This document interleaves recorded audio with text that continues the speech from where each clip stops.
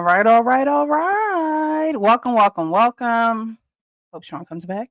But welcome, everyone. Welcome back to The Real Precious. Happy Monday night to everyone. We are at the beginning of a new week. And so I hope new blessings, new strength, new everything, right? Last live, I said everything new, right? So everything new on a Monday is everything new, rejuvenated. So I hope you guys are rejuvenated.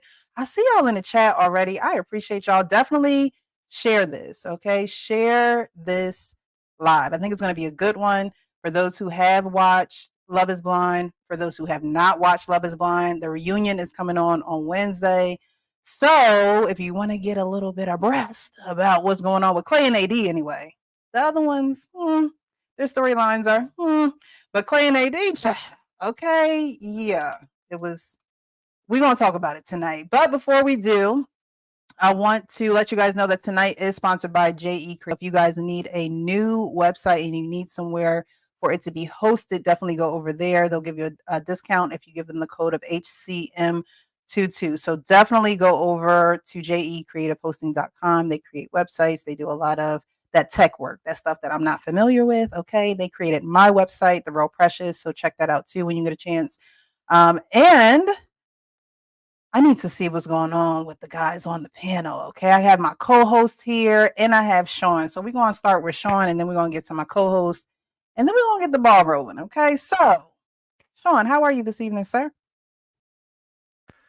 I am well. I am well. Thank you. Yourself?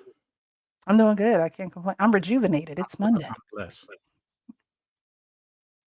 Nice. And the actual King Smith, how are you? What up? What up? What up? It is the actual King Smith. I'm doing fine, precious.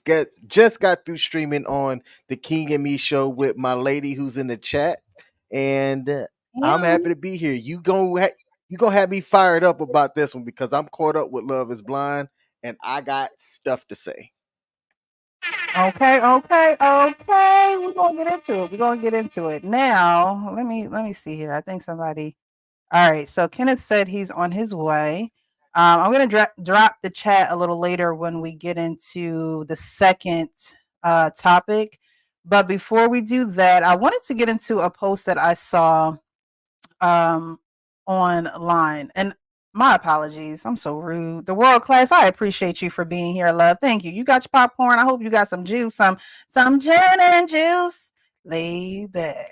No, just have some popcorn, maybe some juice, some soda. We need you coherence, okay? Fish in the Fit, thank you so much for being here. Good evening, everyone, he says. He might join us tonight as well. Tarika, thank you so much for being in the chat, love. I appreciate you for being the greatest mod in YouTube land. Thank you, thank you, thank you. Q says, good evening, good people. Hey, Q, how are you?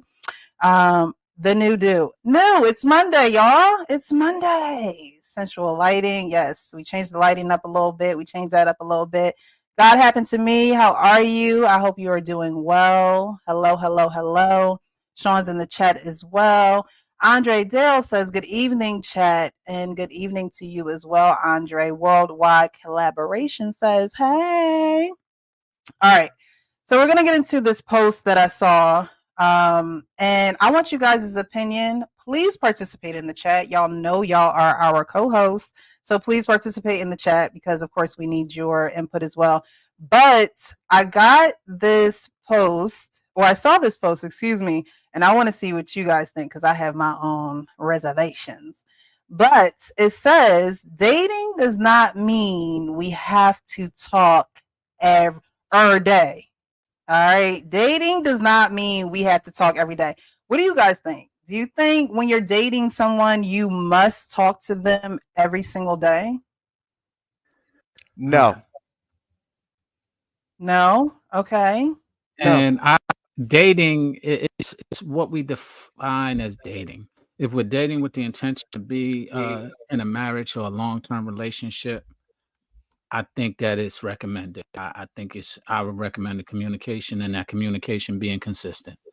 If it's just casual dating, then to King's point, no, I don't think it's necessary. But if you have intentions of doing something other than casual, I think it should be something that you communicate because we're not promised every day.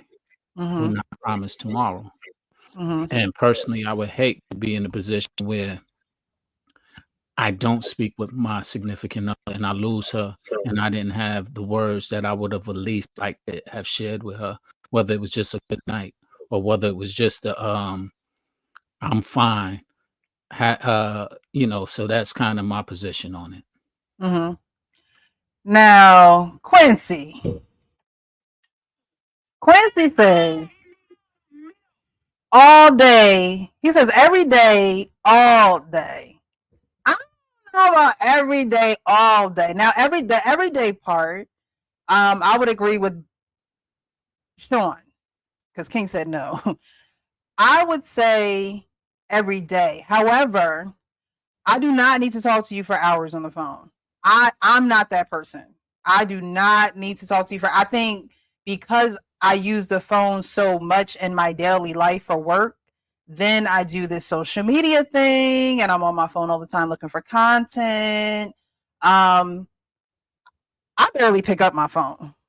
Okay, those who know me know I barely pick up my phone, but I do want to communicate with you to make sure that you're okay.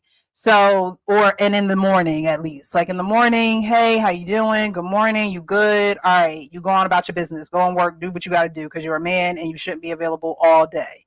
Then maybe in the afternoon or in the evening, depending on what's going on in our dating, like you know what I mean.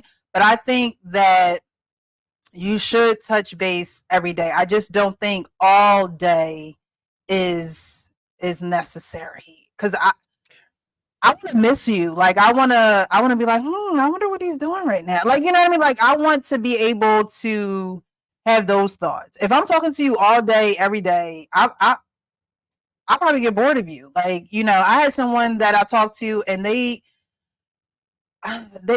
all day.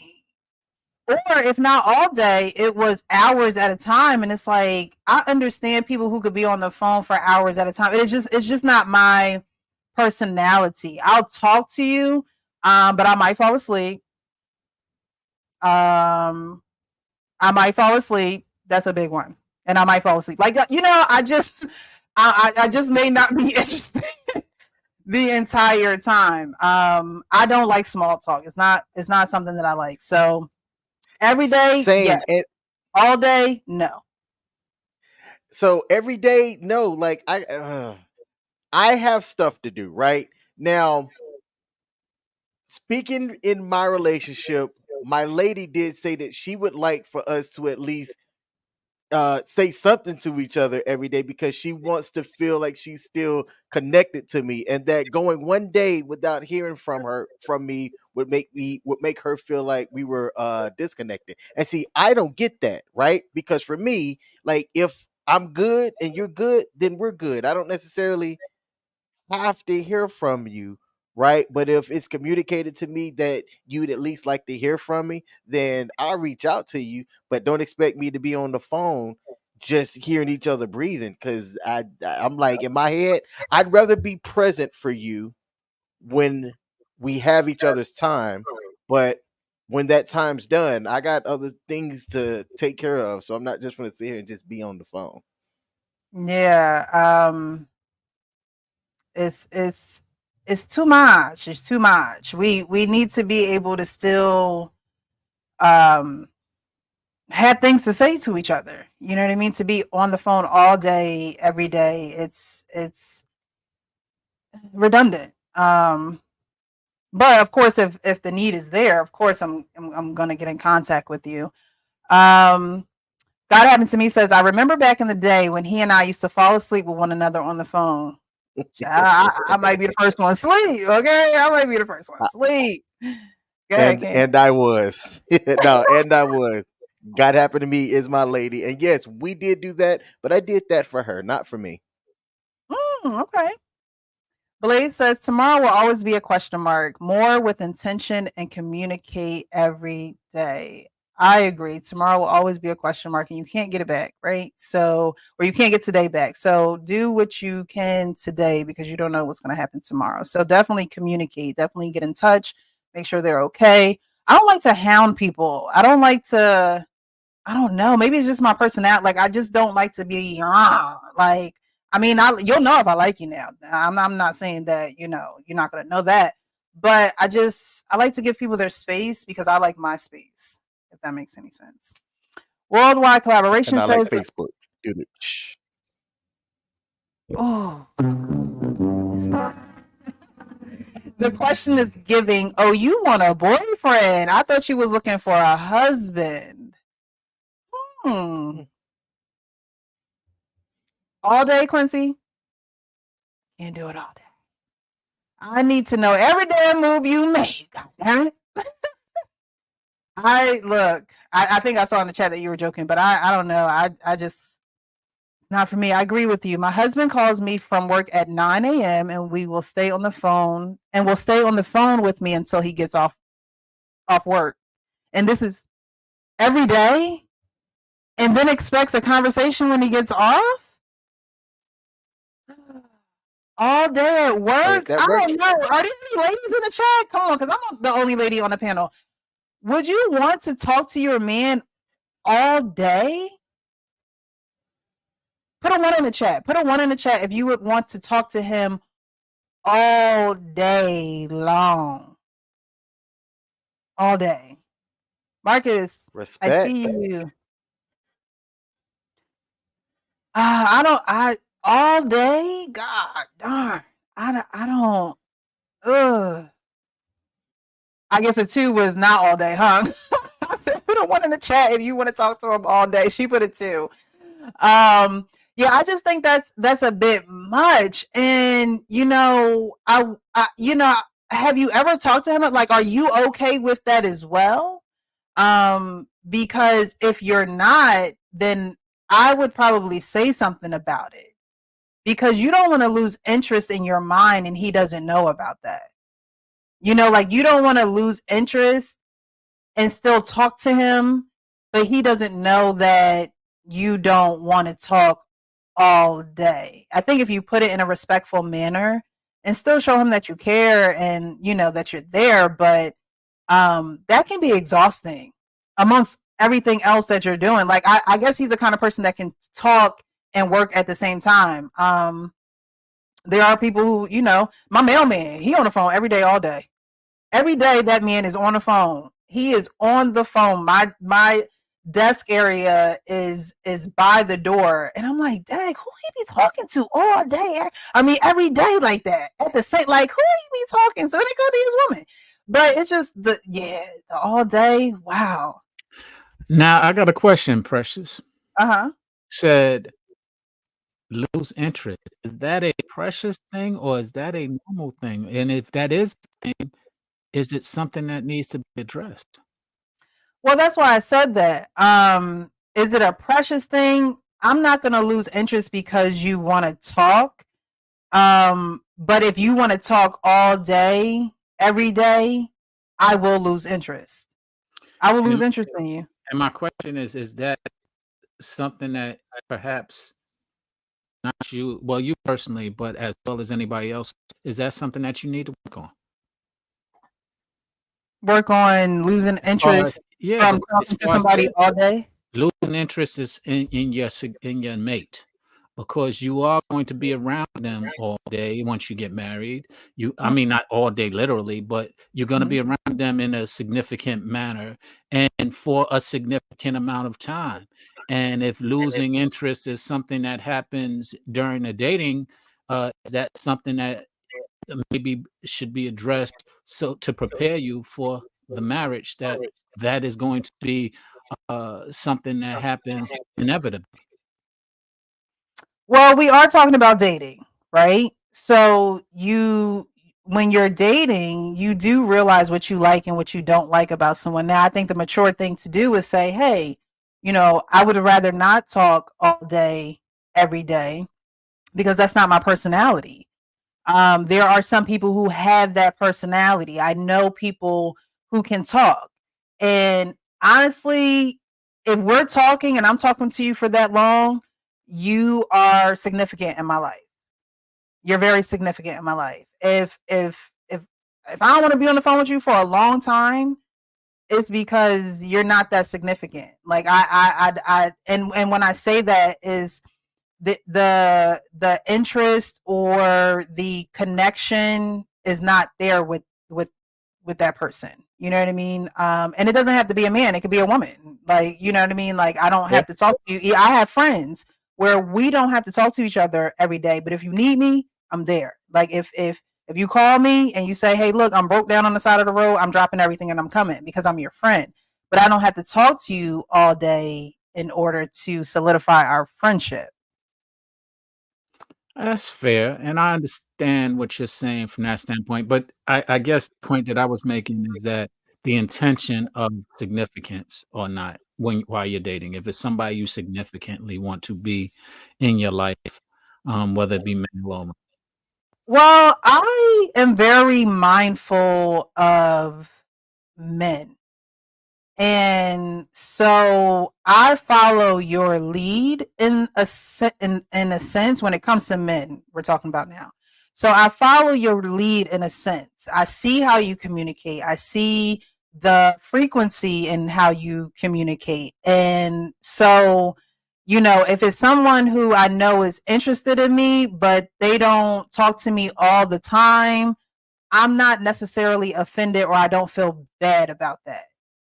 Because in my mind, I can't be thinking like, oh, he's thinking about me 24/7. No, he has stuff to do. He has a job. He has responsibilities. It like a man's mind space is not like a woman's mind space. It's just not the same. And so I don't try to overdo it, if that makes sense. Yeah, that makes sense. That makes sense. And I mean, it, it's to each his own. You have I like the fact that you said you're mindful and you're looking at, and that goes both ways. And I think Right. that often, I tell a lot of my lady friends that if he's not speaking to you regularly, and in the dating process, Hmm. then he's not that interested in you. And I would agree. that's something that you know uh sometimes people settle for is just getting a little bit of this person, and then they wind up always having a little bit of that person.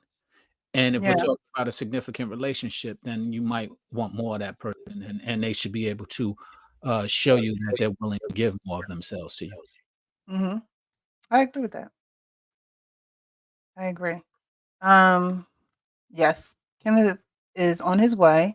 I wanted to get to more of these. What? Not what if your mailman is her husband? Jesus, child, the man could be married already. What you want me to do? Peek my head out the door. Thank you for your. I don't know. Can mailmen hand you your mail, or do they have to put it in your mailbox? Just a quick question. I don't know. Just random. Do they have? I think. I don't know if they can hand it to you. I I've think had one my time I was coming in as he was putting the mail in, and I thought he said he had to put it in the mailbox, but I don't know. I've had my mailman give me my mail several times. I don't know if it's just because whether there's a rule against it or not, but I've had my mail give me my mail several times. Okay, okay. Not unless he or she about to drop off that special delivery. Rule against it or not, but I've had my mail several times. Special. That's I can't even entertain that thought, King, because I have a mailman, and it didn't sit well with me yet, Joe. Yeah.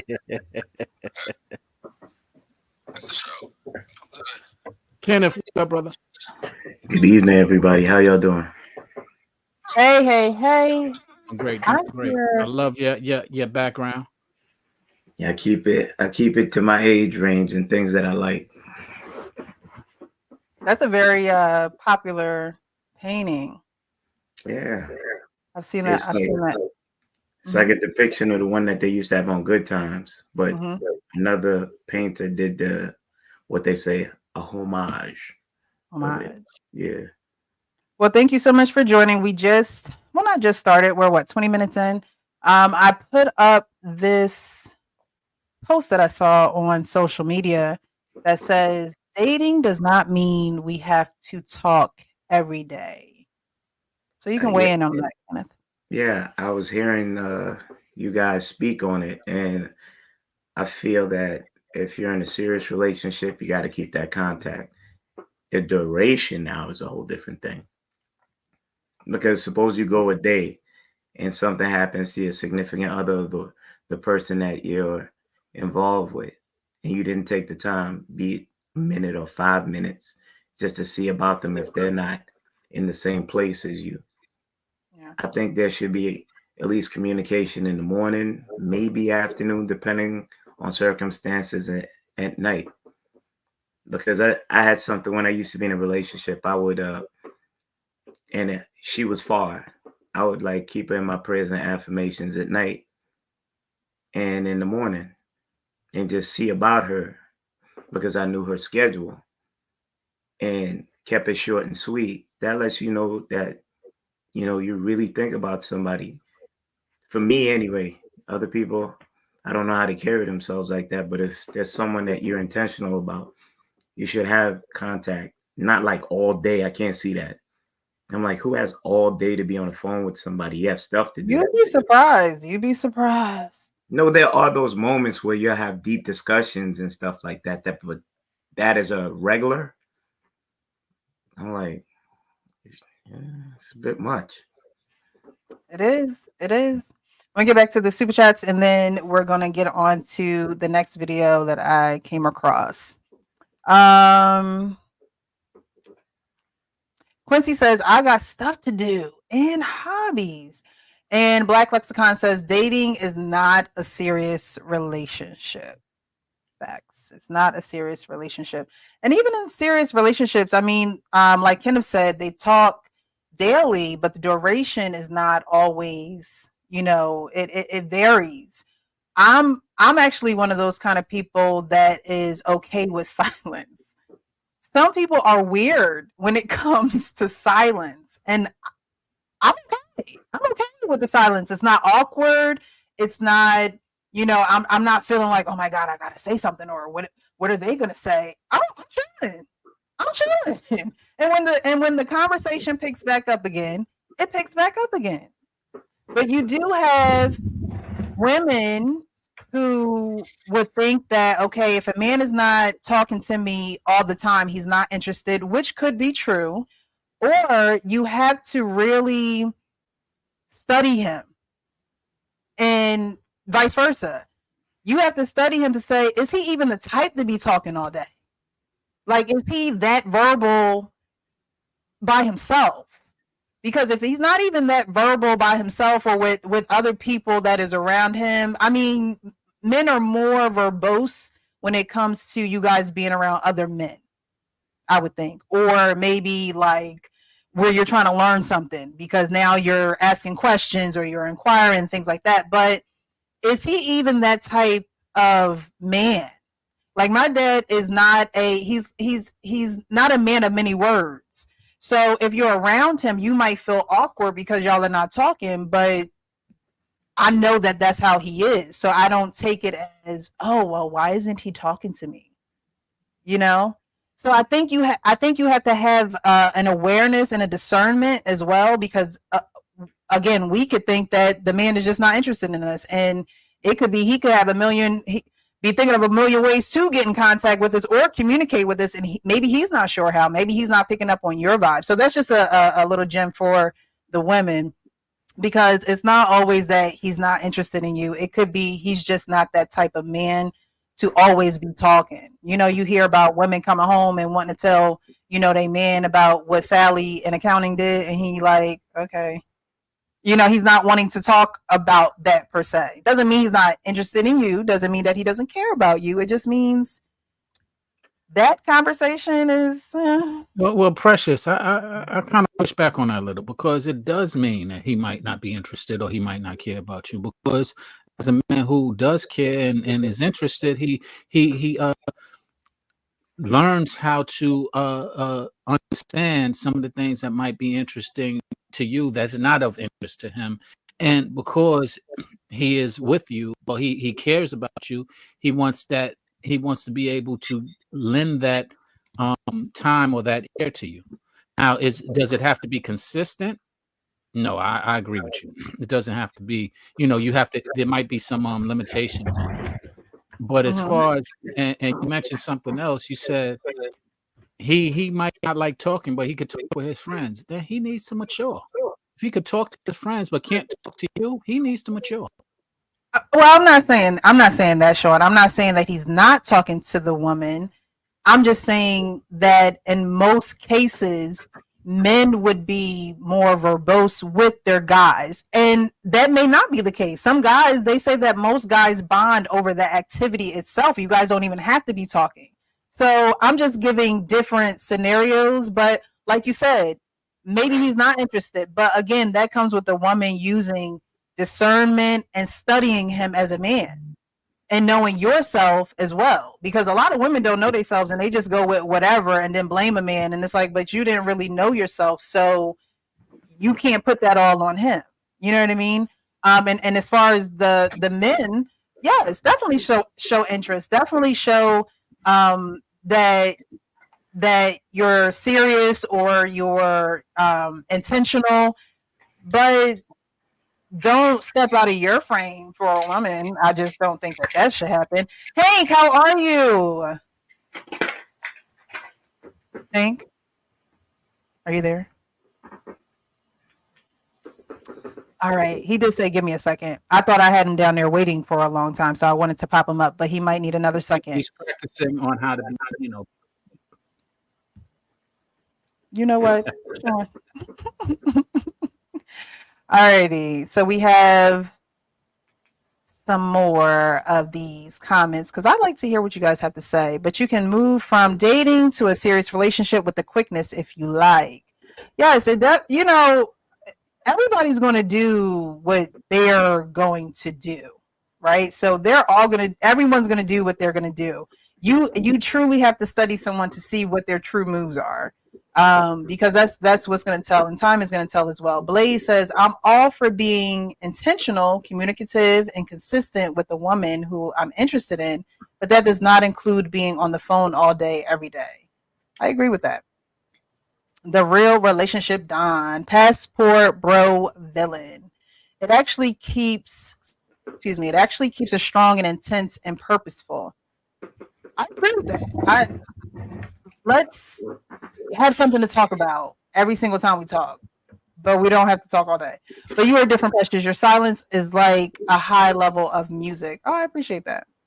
The real relationship doesn't start until both parties can be bored by each other. Yes. Until you could sit in silence and just look out the window and be content. Mental telepathic silence is for a man and a woman, not men. It's weird when you are around a group of guys who are totally silent. Do you guys go around your guy friends and are completely silent? When we with the homies, we typically verbose and chopping it up. I don't think I've ever been in a situation where I've been around a group of guys and we all just silent. Nah, Yes, y'all at prayer. Y'all at prayer. nah, that'll feel weird. Like you looking at me, Yeah. I'm looking at you. What up? Yeah, I I mean, agree. yeah, I mean, I have a question because I feel otherwise. I actually sometimes can be around my friends, my male friends, and we don't say nothing. But I've never been on a team. I've never been, on a basketball team, football team, or anything like that, where I think that's part of learned behavior. So my question is that part of maybe a team atmosphere? guys, who's I don't gonna know No, about that. because I mean, when you're typically around the homies, y'all are chopping it up for a reason. There's no reason for y'all to be together and be in silence unless you're having a moment of silence for some particular person or activity. Outside of that, I'll say, why are you in the same room with the fellas or whatnot if y'all are just gonna be silent? That doesn't make sense to me. Nah, that's like too much eye contact and you ain't saying nothing. That's damn near flirting with another man. I'm like, nah, you gotta hear me out, Hank. You just stand in a man face and ain't saying nothing. What's that about? Is that what you're gonna equate it to? Flirting with a man? Go do some push-ups or something. God damn. That's a hell of a stretch, brother. 5 to 8 seconds, man. Hank. Oh, so you using the 3-second rules? Yeah, something like that. But I mean, kiddo, to your point, it's not like you all staring at each other. I'm just saying you in the same, like, for example, a lot of people, the people that I'm talking about is like my brother and people of that nature, you know, because anybody who I hang out with, that's my man, is like they're like brothers to me. So it ain't something we need to always be, yo, what up? You know, we just sit there, we might be looking at some TV or something. It ain't like we came together to do this. It's just that we happen to be, you know, in the same place. We came to visit each other, and we might have times we just sitting there. Ain't nothing said. We're just sitting there. We already said, "What's up? How you been? What's going down?" All right, we did all that, and we just chilling. But y'all probably like in your phones and stuff. Like, yeah, doing something. You doing an activity. He over here doing something. right. I mean, I agree. If I'm at somebody, if I'm doing that with somebody, I already made the intention to get to that place, or they came over, so that already had happened. And it's just that I haven't left yet. You know, it's not like we just sit in. All right, yo, cool, I'm out. We still sitting there, and we're not in the phone. I mean, depending on who it is, people might be in the phones. We too old to be in our phones, so we probably doing some other stuff, watching TV or something.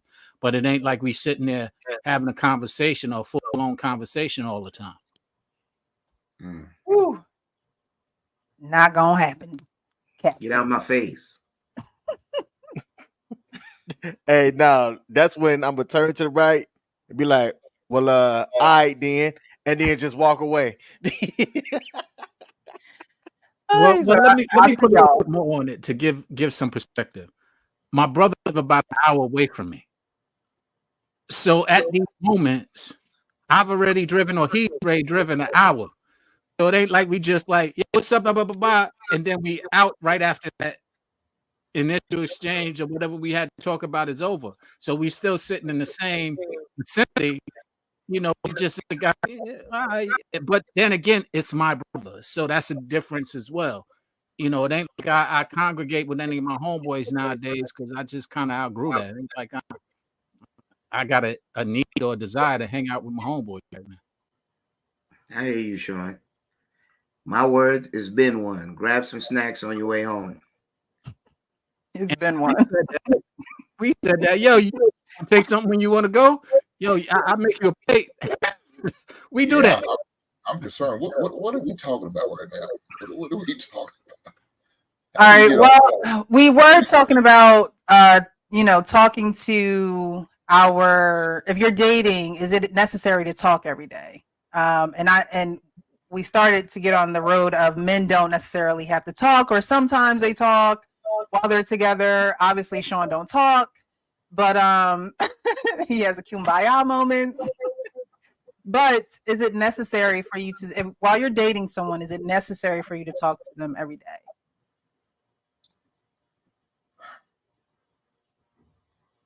So dating does not mean we have to talk every day. Now I know most guys don't have to do it, but of course we try to appease the individual we with, and so we end up doing it. And most of the times we don't even really talk; we just listen. I've said it before. We like a sounding board for the ladies, so allow them to get it off. You know what I'm saying? Of course, she would say that.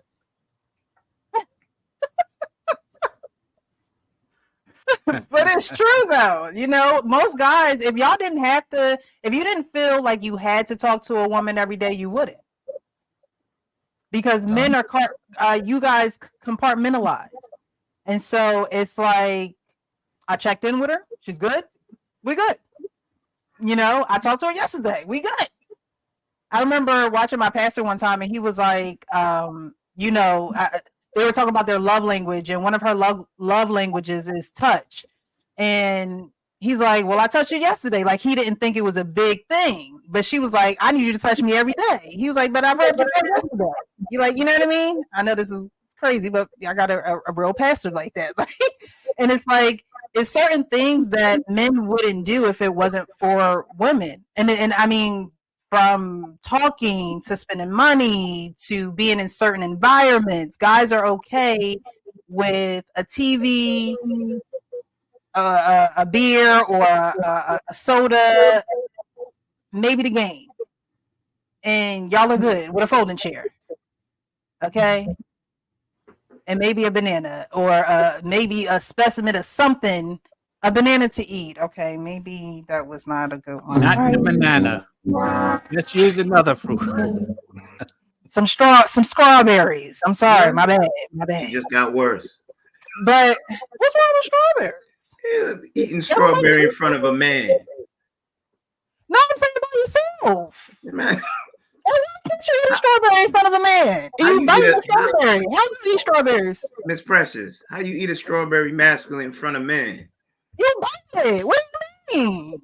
You be sucking your strawberries because that's what it sounds like. What you mean? You bite it. You bite it like you bite any. It's a strawberry. Nah, It's a fruit. No, ma'am. There's a couple of fruits you eat in silence. Away Lord from people. Jesus. No, we're not here. We can't be here right now. I know we're not right here. What? It has to be sliced in like a fruit cup. Strawberry? Sliced. I done heard it all. Not a strawberry, Kenny. Not Man's a strawberry, bro. Not. Come on. Jesus, have mercy. You get two. You got to eat those in silence, or if your girl feeding you them, you got to be like. What about cherries? You can't. Is that worse? All right, we're gonna move on. We're not gonna talk about the fruits of the spirit with Kenny because obviously he got to do those in private. Okay. So that's what you doing that on purpose. I see what you're doing. It's a build up. No, I'm playing with you, love. I'm a jokester. Maybe y'all haven't seen this part of me. I'm laughing. I'm just saying. What? It's fruit. Am I wrong? No. Do y'all eat y'all fruit in private? Maybe I'm wrong. I can be corrected. Not on this one. Hey, God happened to me. If you still in the chat, have you ever seen me eat a banana in front of you? Put it in the chat. Okay, a banana I can understand, but still, like, I mean, you know why? All right. Okay, my bad. That's hilarious. Man. I thought we were just talking about fruit. The banana was a stretch. The strawberry, you know. All I'm saying is y'all are okay with the simple things. Now back to Hank. I apologize for derailing the conversation. Back to Hank. Do you feel as though it's necessary? You can go on with your explanation. Do I feel like what's necessary to talk every day? Yes, we're off the fruit. Okay, good. No, I don't. Personally, no, I don't. Okay. I don't like to talk a lot like that. I just don't. I mean, I'd rather just be in the same room and just be next to each other, hugged up on each other, you know, watch a movie together. I can't stand talking during a movie. Don't ask me no questions. No, we not doing this shit. Mm-hmm. So, but do I have to talk every day? I don't. It's not a necessity to me, but I understand that's what she likes. And so, you know, for her to make her feel secure, to cater to her, I do it and have a conversation and text or actually talk. Okay, so you're considerate. That's what you call being considerate. Yes. It's definitely necessary. I can understand that. All right, I see Real Bravado Network with the $10 says drive-by support for my dude Hank. Thank you. Ooh, somebody is calling you out. He lying, Precious. He has to hear my voice every day. She said Monday, Tuesday, Thursday, Sunday. That's what she said. That's what I think. Right. Anybody want to defend that? I don't have to. I don't have to. We're going to go on to the next topic. Now, I saw this video. You guys hit that like button. Definitely share the stream with a friend of a friend, because I think it's going to be a good one. We have this video that I saw on social media, and there was a lot of negative comments surrounding it. So I wanted to get you guys' opinion. I got this like right before the stream, so I'm not quite sure if anyone has seen it yet. Let's see. Qualified myself so many times, bro. That's real. I should be divorced 3 times by the same woman. for the things I've done and the positions I put us in, right? But she has fight in her like I've never seen in any woman in my life. She had fight in her that I ain't never seen in my mama. She has fight in her that I've never saw in her mama.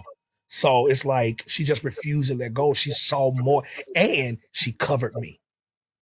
She wasn't on social media trying to badmouth me, making me look bad. I did a good job of making me look stupid. I feel like you can't get mad at people for talking about you if you take the gun they own, take the bullet, load the gun, cock it, and give it back to them. They go pull the trigger, bro. That's real. You can't give people ammunition to get mad when they talk about you. That's so real. I gave people ammunition, and there was a time in my life I gave people ammunition. Yeah. And it was her That's so fight. real. It was her fight. It was her resilience, bro. And her fortitude is like, yo, I'm fighting for my family. So I want to show you guys some of the, this is just some of the comments, not even nowhere near hitting the peak of how many negative comments I saw about this video. But before I show you guys the comments, what do you think about that video after you heard it? I personally feel like those comments are going to be from women that are negative. Mm-hmm. I think when you hear people say that marriage is hard, it's dudes like that that make it hard. I don't think marriage has to be hard. I think that there are things that you have to work through. Yes. But when you hear people say, oh, marriage is hard, I think it's because of dudes like that. Okay. Kenny? When I heard him say that, two female names came to mind. Rita Marley and Camille Cosby. Okay. Rita Marley, she wrote a book on her life with Bob Marley. Prolific artist, horrible husband. There's many times that he's offered her disrespect, but to this day she honors his name and takes care of his outside kids because she saw bigger than her emotions and what she wanted. She saw that keeping the family intact and preserving the name came with the duty. Right. In her book, she had at the side, she wrote, at times I realized in our relationship, I couldn't be his wife. I had to be his sister. And I thought that was so demeaning. And I put the book down, but I couldn't dig deep enough to understand the meaning of it. This lady took disrespect when he wrote Waiting in Vain for Junior Gang. Cindy Breakspear, Jamaica 1976. He wrote Waiting in Vain for her. This is a lady that's stoic. He wrote Ambush in the Night because of his cowardice. He had Rita stand in front of him and assailants came to kill him and she took a bullet in the head for him. I thought of Camille Cosby. Amid all that went on with Bill Cosby, she stood stoic with her husband and still there till today. So when people on the outside don't understand the dynamics of relationship, because duty within marriage is one of the cornerstones of it. You can't really bash somebody if you don't know what they have and how deep they're willing to go for that person that they love unconditionally. And that's how I see it. But that doesn't make sense to me hearing that, because you say duty in marriage, right? Well, if that duty's one-sided, I can't sit here and say that Camille Cosby is stoic for honoring her side of the commitment while Bill's out here Bill Cosby and everybody. That doesn't make sense to me. Okay, King. Don't let that gloss over your head. Bill Cosby. I heard it. Oh. Okay, King. You think there'll be a day, or the day has already passed, when he lay in that same bed with her and he confessed and said, you know what, baby, I know I've done so much wrong to you and you stuck by me. I could never do you wrong another day and I will honor you the rest of my life. Does he get that opportunity to atone for the woman he made his vows to? Unfortunately, Bob Marley never got the chance because he was ignorant and let the cancer spread. But he left a message. He left a legacy. You can listen to his songs from 81 that predicting the things that are happening right now. Have no fear for atomic energy. None of them can stop the time. How long shall they kill our prophets while we stand aside and look? And that's prophetic. He was a horrible husband, but He was a prophet. And if we go biblical, then you got to knock King Solomon. 700 wives, 300 concubines. Who are we to say? Is Who the are we to average judge? person going to be afforded that same grace though? Right. So like Martin Luther King apparently had his wiles about him, right? Bob Marley, Bill Cosby, these were men that had some type of status about them. So should their wives extend grace to them because they've got this platform, they're a name, they've got this big laws about them? The average guy is not going to get that grace. I don't think that it should be because they have a platform or they have a certain type of attention or whatever the case may be that people think. I think it should be because men aren't perfect. Men aren't perfect. I mean, men aren't naturally, in my opinion, monogamous. You're not naturally monogamous. And so when you choose a woman to give your last name to, it is going to be a struggle to become one. Like you have to go in it knowing that.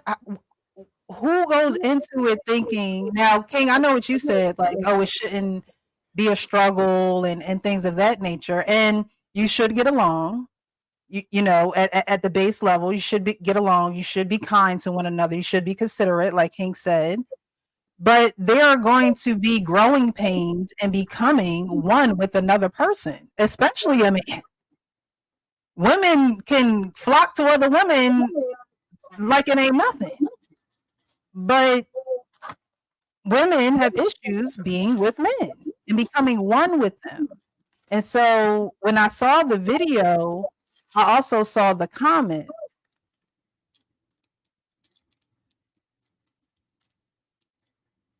All right. So the comments that I saw were these.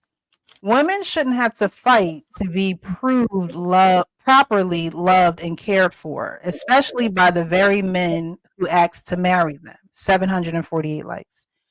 So cringe. Why do men constantly put their wives through these situations, especially ones that claim to be children of God? My God, Miranda Watts.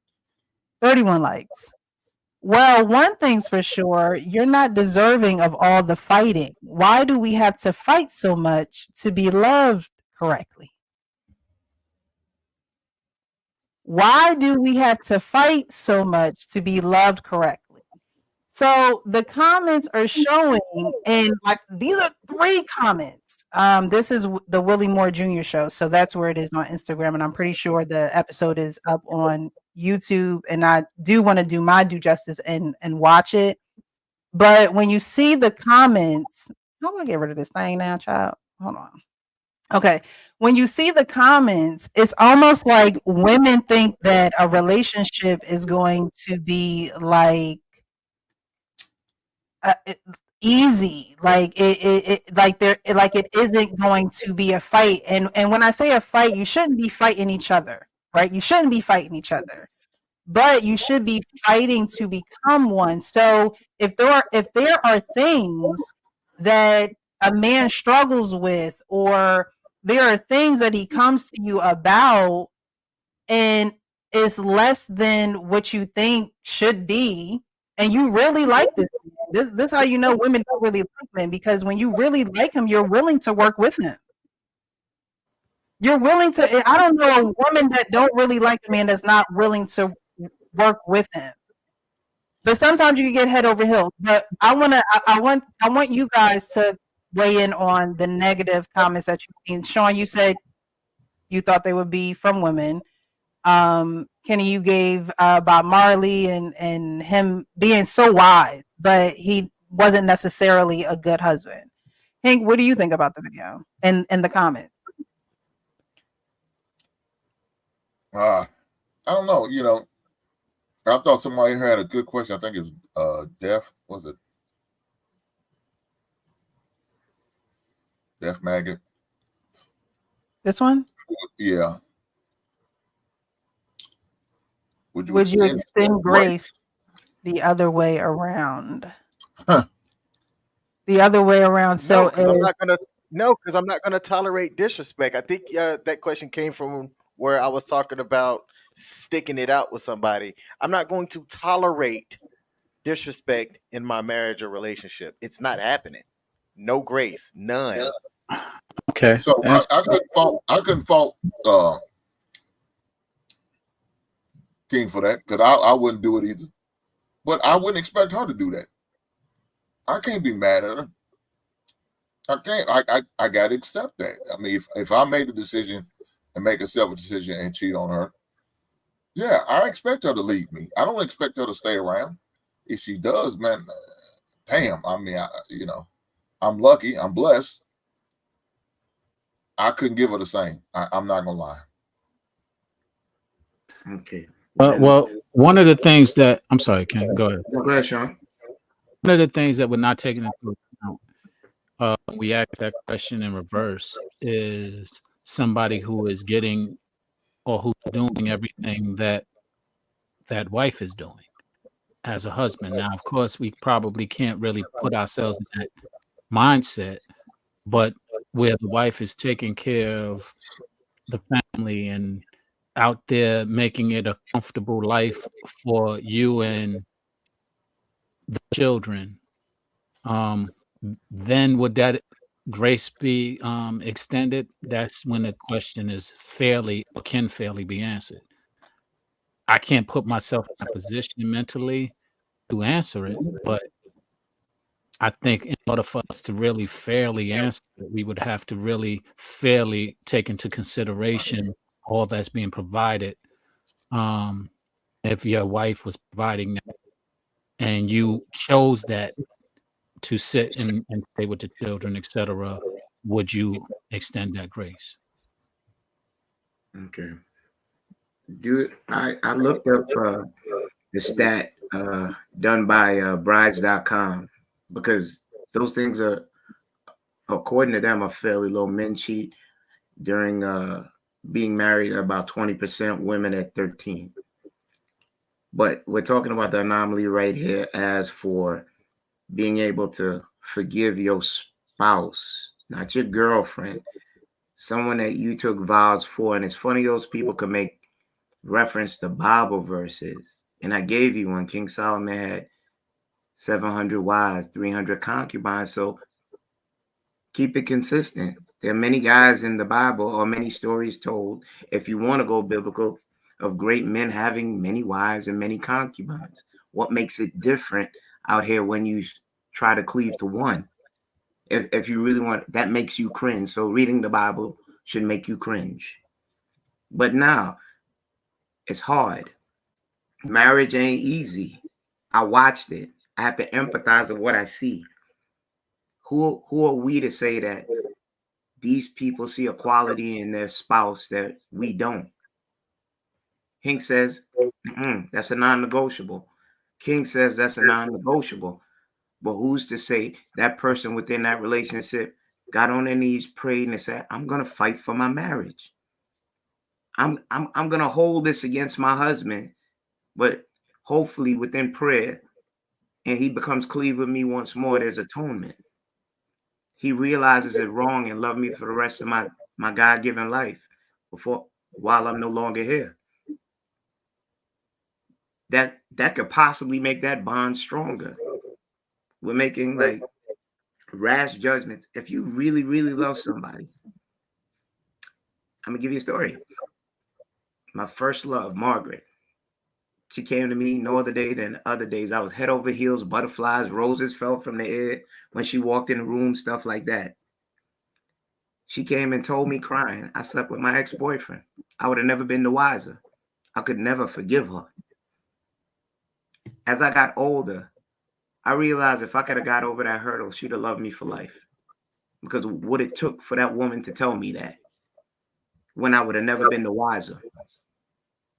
So when I think about this, our first reaction is that punch in the face. But in my opinion, once you take that vow, which is supposed to be very serious, only in my opinion, I think whomever's in that bond should decide whether they choose to fight for it or not. So Kenny, you said her name was Margaret. God damn, boy, that's a old head name right there. Why? Yeah. My question is, if the shoe went on the foot, would you be okay with that? Would you be able to get forgiven? I think that's the question was. Me doing her dirty and telling her that, only she could answer that. I was too young. I was too heartbroken to understand what it takes for a woman. I would have never been the wiser. How would I have known? Ken, There's you a asked my argument. question. There's a pregunta for you here. So, in your growth right now, Kenny, could you give your wife grace? If I loved my wife unconditionally and she came like Margaret came to me, asked for my forgiveness, I might be hurt. I might be closed out for a while, but I wouldn't give up on her because I'm not making a vow that I'm not willing to keep. Because truthfully, when you married, only death do you part. And if you really take what you believe in seriously, I would have to fight for it if it's worth fighting for. If my wife came to me like Margaret came to me, I would fight for it. And I can wholeheartedly agree with that sentiment. That's probably why I'm not married, because I do believe in it and I don't want to get married to get a divorce. And to your point, I don't at my age now, I don't get upset with what happens. I get upset with what I find out. And I respect the person a lot more when you're able to, like you said, Margaret did with you. I respect that because, and I understand and respect it at my age. You know, at the age you said younger, I might not have, but I respect the person who can come to me because really they're coming and asking me for forgiveness. And that goes back, if we're going to go to biblical times, he without sin cast the first stone. So I would naturally have to consider, you know what? Like to your point, you didn't have to know about that. So it took more balls to actually tell you that than it did to keep it secret, because that's part of what I think we challenge with all the time. Out of sight, out of mind. If what you don't know won't hurt you. All of those sayings, which are opposite biblical practices and principles. So, yes, I would be able to if I was to answer that question, yes, I'm able to give my wife grace if she made a mistake, because that's merely what it is. We're just measuring the mistake on how we feel. Good evening, HD. How are you? Doing fantastic. Can I talk about what this brother was just talking about? Yeah, go ahead. So I agree. Marriage covers the best things and the worst things in the vows, right? For better, for worse, rich or poor, sickness and health. So the greatness of marriage and also the worst, right? You bring up scripture. Scripture also says that you can leave if there's some sexual infidelity, right? Even though Christ clearly said, hey, listen, I did not intend it to be this way, right? And that you should want to provide grace. However, he has given people the option to leave for certain situations. But I think also we should like consider the reality is that, listen, like some people have different pain tolerances than others. Some people can take things a little bit longer because they're thinking about the purpose of marriage more so than anything else. But I don't think people have the same like pain tolerance to emotions as they do to physical. Because once something physically happens to you, you kind of get used to that physical punishment. But sometimes when you're getting mentally punished, a lot of people can kind of like waive mental punishment more so than physical because it's not something you can tangibly fix. It sits there, builds the seed into the body, in the mind, and it continues to build as long as you allow it to. And it's not something that's easy to break because I was literally just talking to somebody the other day. You know, we was arguing about something in regards to slavery time. And the biggest thing that most people say about slavery in America was it wasn't the physical things, it was the mental things that would cause all of these groups of people to continue to stay in this thing, even though they probably could have overpowered those people and left. I definitely would agree with that. Mental bondage is worse than a jail cell. Is really having your mind in a jail cell. You have to be able to divert your thinking, and that happens with the people that you're around. Because just like social media, they'll flood you and flood you and flood you with drama or negativity or whatever the case may be. And if you're continuously watching those things and you're continuously consuming those things, you start to sound like those things. You start to think like those things. You start to do those things. And so when it comes to mental and then emotional abuse, some write, or some may say that emotional abuse is equivalent to physical abuse, because if you let it build up, it will turn into high blood pressure. If you let it build up, it will turn into depression. If you let it build up, it will turn into ailments that you have that you didn't go out into this world and get. You are holding on to things you should have let go a long time ago. I always say pack light, travel lightly. I do not want to go throughout my day feeling heavy. Who wants to do that? Feeling heavy in the spirit and feeling heavy and knowing that I can't process my thoughts because I have all this stuff weighing on me. And I think a lot of people really do carry around that emotional weight. But then it does turn into physical. So you have to understand that it all intertwines. It all comes back.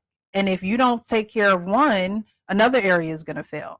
But you have to take care of your mind first, because it all starts in your mind. If you can't change your mind, you can't change your life. You know what's crazy? Some of these women that say, "Oh, I cringe," and this, and chiming in on those statuses. But guess what? I bet you a bunch of them are part of the Beehive. I bet you a bunch of them listen to Beyonce, Mm-hmm. Jay-Z. But it's a mental programming. Okay, They will listen to that because it's not tangible. They won't listen to somebody on YouTube saying, "Hey, look, if you don't change this, this is what's going to happen to you." Okay. They'll listen to Beyonce because Beyonce got money. Okay. Beyonce can go somewhere and people flock to her. Okay, but here's the thing that I was trying to impart. Has Jay-Z cheated on Beyonce multiple times? Allegedly. Allegedly, No. Yes. Right? Solange ain't trying to fly up beside your head like a wild animal for her sister. Nothing. Mm-hmm. You wrote a song, what was that album, The Lemonade or whatever it is, about his infidelities, implying it through a play on words. Mm. But you stayed. And not too long ago, what'd she say? She is so thankful to have, I'm paraphrasing, that man in her life because he made her what she is. Did she not? You're right, she did, but that's her real life. These women are looking at the glitz and the glam of it. That's her real life. Beyonce got cheated on. Beyonce got cheated on. I was pointing Everybody out. know that Beyonce got cheated on, so they want to. They won't take that story, but they'll take the other story. See, I'm pointing out the hypocrisy. Exactly. Exactly. Right. So, when you see the women negatively responding to it, it's almost like y'all ain't never had to fight for that. Is there anything that y'all ever had to fight for? Ever? Did y'all ever fight for anything? Because you know that within fighting for something, it's not going to be easy. There are going to be hard times. You have to understand that every day brings on a new set of issues. You ain't got to be looking for them. You don't have to be looking for them. And can I just So how are you going to handle it? what are you going to do? This is the point of truth. Well, how are you going to handle it? And so if you can tell that by the comments, it's just like they don't want to handle anything. It's like I don't want to have to fight. I don't want to have to go through anything to be with a man. And it's like, well, do you not think that you're going to go through anything? And can I just reiterate the fact that infidelity is a mistake? And again, if we're measuring mistakes, that's part of the problem, because we're measuring mistakes of infidelity versus a mistake that maybe a woman might make that is common. I don't have one off the top of my head. But the point is after you make the mistake and you ask for the forgiveness and you're making the measures to stop or not duplicate the mistake again. Wait, I have to stop you. Are we saying that cheating is a mistake? Yeah, absolutely. Can I address that, please? Yes. Because I have my own thoughts about this whole mistake business, especially when it comes to sexual infidelity, right? You know how people be like, yo, I accidentally had sex with this person. You can maybe accidentally kiss that person. You can maybe accidentally hold that person just a little bit too long. But after the first stroke, bro, it's not an accident. Once you put it in, pull it back in, put it in, put it back in, bro, that is a decision. Listen, most of the time, you know, this is what grinds my gears. I'm an adult. You're an adult. You know when you're doing something that's effed up. Matter of fact, you give yourself a pep talk before you go do said thing. That is not a mistake. That's a misstep. Set it straight, okay? Because you knew darn well before you was about to go up in that jank. Now listen, I'm not saying that you can't be remorseful about the decision that you made, right? I'm not arguing that. Or be repentant. I'm not arguing that. What I'm arguing is that you knew darn well what sin was before you went up and did what you did. Wait. You said you Sean, slipped in. real quick, It was a pool Sean, real quick. before you slid into it, right? You were just what your diving all issue in. is that mistake isn't for you. You're putting a feeling attached to it that's not egregious enough a word to merit the offense, even though it is a mistake.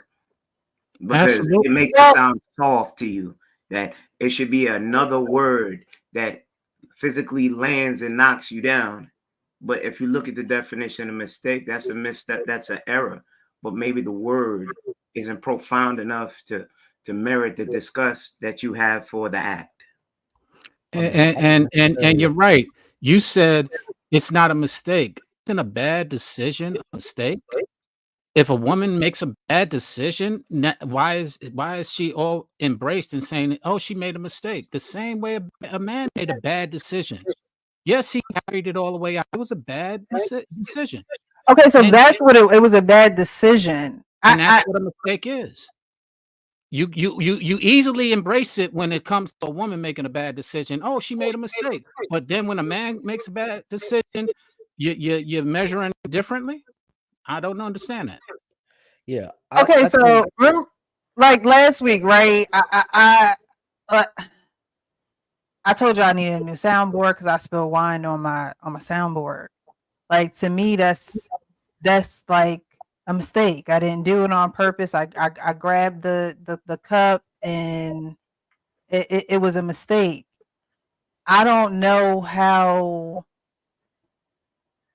we get all the way to penetration and call that a mistake. Now, I'm not saying that it should not be something. I'm not saying that, oh, you need to run out the door if that happens. But what I'm saying, I do want to classify what you're saying and understand what you're saying while you're saying it. So, okay. So let me use your example. You shouldn't have been drinking around your soundboard, walking around with a glass. You shouldn't have been doing that. So you didn't just walk and do it. You actually had steps to doing it that you should have been doing. And you can mindfully probably come to that conclusion in hindsight, but you did those steps. Okay. And it just so happened that it led to you, the substance falling into the sound machine. What is Okay. the difference? When you put it like that, I did make the decision to drink around the soundboard. I did have the cup next to an electronic. And so if I spilled the wine on electronic, of course I have no one to blame but myself. So, you have to be accountable for that. But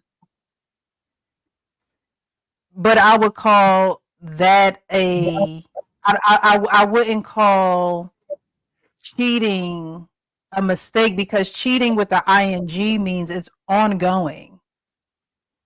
Like it's on. I wouldn't call cheating a mistake. If you cheated, okay, we that's a mistake. We I'll give you that. You got Okay. that.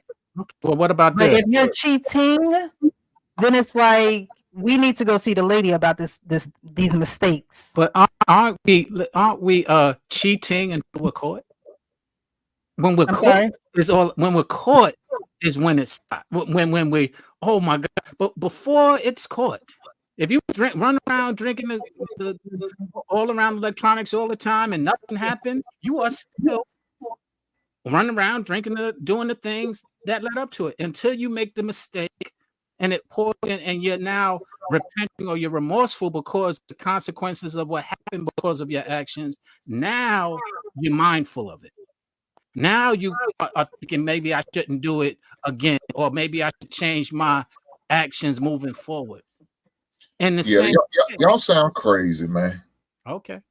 This shit sound calling. Give me a piece of ass, a mistake.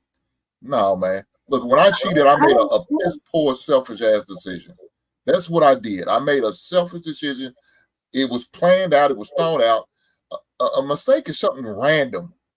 Yeah. That's not random when I'm sitting there setting it up to have a conversation, to interact, to talk about doing and hooking up, and then actually doing that.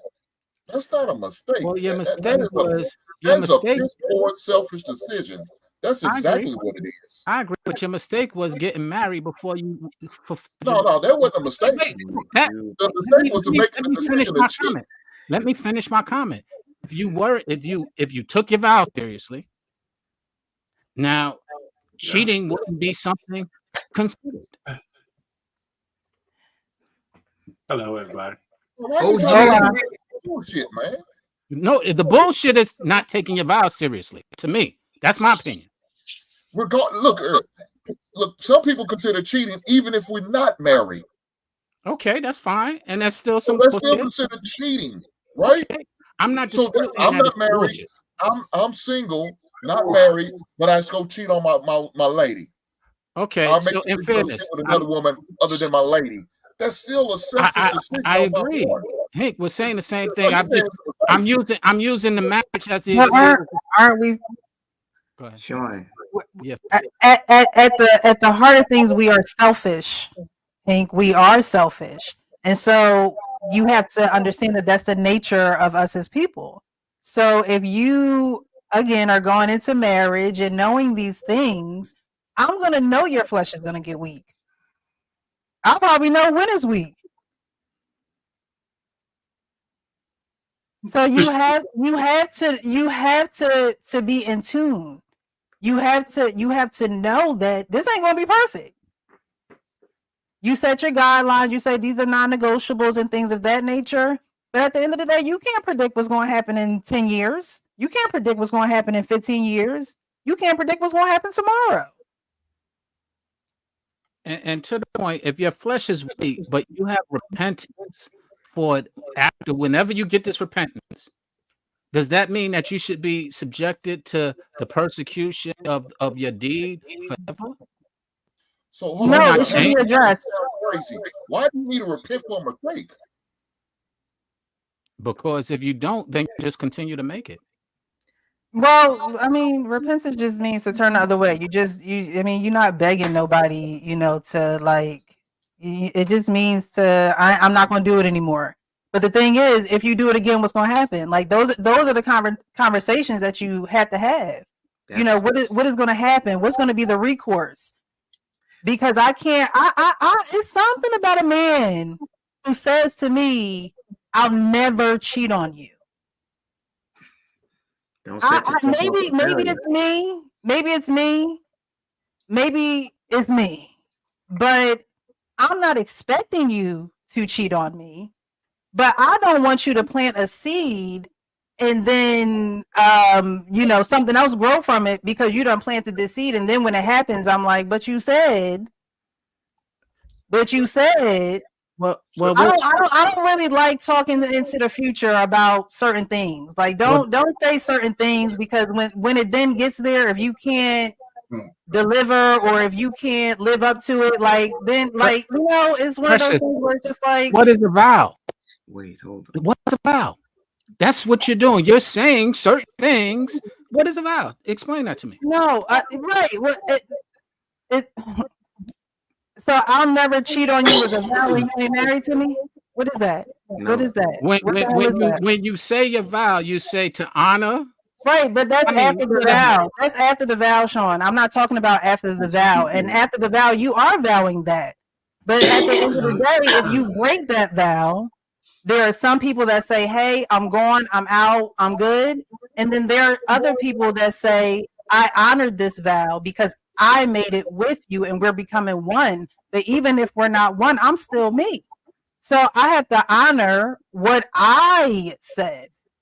That's what I'm saying. Like, I'm not going to say something and not come through. Okay. That's a taboo statement. And then but if that happens, you have to be accountable as well.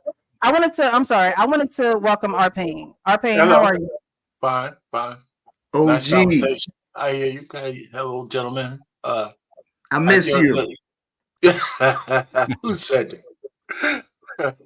Listen, this is a good conversation. I kind of understand where you're already coming from, but I don't know about the vows are the most important thing when you get married, right? But the thing is, you got to make sure you believe them and your wife believes them. However that plays out in the future, you can't predict, but you can only do the best you can. Now, these days, there's people who can't even say the vows.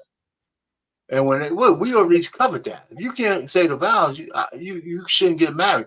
Not only should the man not marry a woman who can't say it, and vice versa, the priest or the reverend shouldn't marry them if they can't say the vows.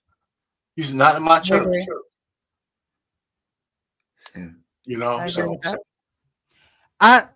Go ahead, Kenny. You were actually talking before. You said, like, if I was that man, there are taboo statements you do not make. I will never cheat on you. What else could happen? There's certain things that you just don't do that. But Hank was making a very good point. But being premeditated doesn't change mistake from being mistake. The definition of it is an action or judgment misguided or wrong. Well, we put a feeling attached that the word is not egregious enough. Like me coming to Precious, if I was married to yo baby, I effed up. And put more relish on the hot dog so it could be more emphatic. It defines what it is. You just putting a feeling behind it that it's not hard enough. You're supposed to get at least 40 lashes and kick down the hill. Okay. All right. So Sean, if you like to use mistake, do as you wish. So let me ask you a question. Do you call it a mistake before the nut or after the nut? Oh my God. You putting a feeling. Well, let me answer that question. Let me answer that question. Wait, Sean, real quick. You just proved my point. You put emotion behind it. Right. I'm not even putting emotion. I'm just asking you. I'm asking a genuine question. Okay. Is the mistake you made a joke. Before That's an emotional statement. The nut or after the nut? Which one's the mistake? Was it premeditated? The whole Yes. thing was I premeditated. didn't What know I'm it But was saying, premeditated. you quantify the Okay. mistake Make it or not. before I the got nut Trying you. to or sleep. after the nut. That's the Let- question. Okay, HD, let's go through this coloring book together. Uh, It still means an action or judgment that was misguided or wrong. Is mistake wrong being used to represent the infidelity? Go. No, Thank you. but it's levels of this. You went over to the house. That was a mistake. You kissed the girl. That was a mistake. You Ye- went in. You He's put right. one slide. You said, "Whoop, this was a bad decision." Okay, you take it out and put it back in. So, and then you finish to the nut, right? So that's why I'm trying to Big figure out. Like, mistake. I You know what? understand that there's levels of forgiveness and grace and Hey, yo, mistakes, Hink, but remember the it's like movie you go Trading from the Places? top to the bottom. You know what I'm saying? You went from the Right. front to the back, you turned her over, you pulled her hair. When you did all the things that was necessary for the experience to fully go to fruition, right? So in my mind, listen, I agree with you. The definition is a definition. That's fine. But I'm saying, what are we really calling the mistake? Is it the mistake that he finished, or is it the mistake that he started? The action or judgment being misguided and wrong. What you're doing right now is what Eddie Murphy did when he was in jail with the Barry White dude, the quarter blood technique. He got to stretch out the story. I beat up 15 dudes in club, and this would have came to it. It is what it is. It's just not enough meat on the bone for you to say mistake is what it was. If you were the man who committed the infidelity and you loved your wife and you consoling in your boys, and you were like, yo, I gotta go home. I gotta make this right. I can't lose my wife. I got too much invested. We got kids. We got property. We got all this. I went out there. I gave some girl dirty D. I gotta come home. I gotta make it right. However long it take. I gotta make this right. You can Well, tell you that make it whole right, story. not going right in there and Okay, hold on, busting a nut. HD. But Like, when you you make it confront right that that girl way. crying, snot bubbles coming out your nose, and you on your knees, baby, But please, I made a but Kenny, we mistake. gotta be realistic. It's the real precious. Okay, we gotta really back in. Hold on, okay, real quick. That is not reality. No man is going home. No, I'm not saying no man. Forgive me for saying that. A lot of men are not going to go home after they raw dog Sally from accounting and come home and say, baby, please forgive me. I just cheated on you. It might take some time. It might take some time. But You I gotta don't take a know power play. if it's happening, so then we're gonna add another layer to that mistake because now there's time. So if there is no time and we coming right in with it, like, babe, wake up. Right now, we gotta handle it right now. Because then when there is time, she's not going to think it's a mistake. She's going to think that we're talking about women here. She's not going to think like you're going to think. So she's going to think y'all been meeting up, y'all been texting, y'all been FaceTiming, y'all been sneaky linking, you've been sending her money. She's going to think all these things if there is time. I mean, she's going to think those things anyway, let's be real. But it's not happening like you're saying is going to happen, like we coming in and baby, please forgive me because I just made a mistake. Well, I I, initially, real to quick, your point, you're right. real quick, Go Sean. ahead. Precious, I initially said that no matter how long it takes, a woman is going to drill you, and you got to suck it up and go through that penance. I've seen it with friends, years on years, but they didn't leave. They took it. They did the church. They did the good boy. They was home. They realized what they had. Immediately, I agree with you, Precious. She probably stabbed you. She probably Kiki Wyatt you. You got to go. But I agree with that. But it can happen. Well, I was going to say it actually can happen because according to what Kenneth was describing with Margaret, that's what happened. I mean, correct me if I'm wrong, but so we're measuring how it can happen. She did it. That's anything can happen anyway. It can happen immediately. More than likely, it won't. To your point, I agree. You can't compare the two, though, Sean. I mean, you can't compare the two because women will confess their sins before men. That's bull crap. Ooh, I don't think so. Crap. Wait, stop that. No, we ain't letting that go. No, women do not confess to nothing quicker than men. No. It doesn't have to be a verbal confession. But you will I don't care how you measure it. You will know. No, what I'm saying is a woman would tell you she cheated before a man, point blank. Not true. No, Precious. Let me say this. Let's just say this real quick. A woman will tell a man that first if she wants to actually end their relationship. A man or a woman, if she's finished with you, she'll tell you.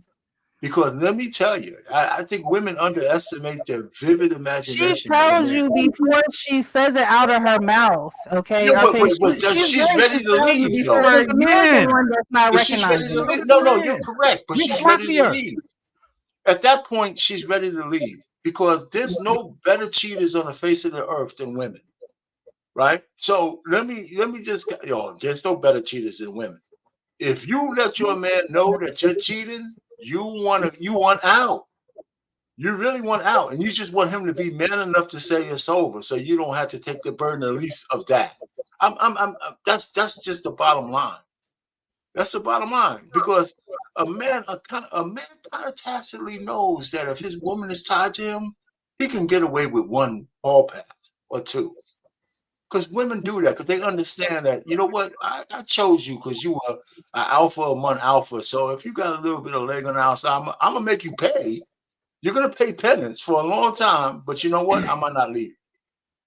Men kind of know a little bit of that. We kind of know that. But when a woman tells the guy that guy who thought he was an alpha his whole life, that she threw it down with Joe Blow, oh, he's devastated. He's done. You know, listen, I'm just trying to give you a little game. Yeah, we ain't strong in that area. We're strong in all these other areas, but when our woman is spread eagle for another man, oh my God, you know. If you're saying women are the better cheaters, right? Oh, no doubt. That means that you either don't know your woman or you don't pay attention to her, because a woman cannot. I hear we go. She can. I don't know. No. Let's take that thread. Let's pull that thread. I know where you're going with that. That is not commonplace. But I know where you're going with that. But if she's a good girl, you could tell the change because she won't be able to serve two masters. Yeah, but, you know, but I hear where you're going. But most women that was in the past. I don't think the women today are just as cutthroat as men. They could put up their pants and walk out just like men do. That's doing it. They're doing it. We don't want to dogpile it because it's a lot of guys up here, and it would be a little bit different if we have more female perspective. Yes, women have what they call feminine intuition. They could change. They could detect the hue of difference in your aroma as soon as you walk in the house. They know your time frame. If you off a minute, King, you ain't no ninja. You think. A lot of women don't let you know because they keep it close to the vest. You could be. We are men of pattern. That's how you know these hoes don't care about you. Wait. They're not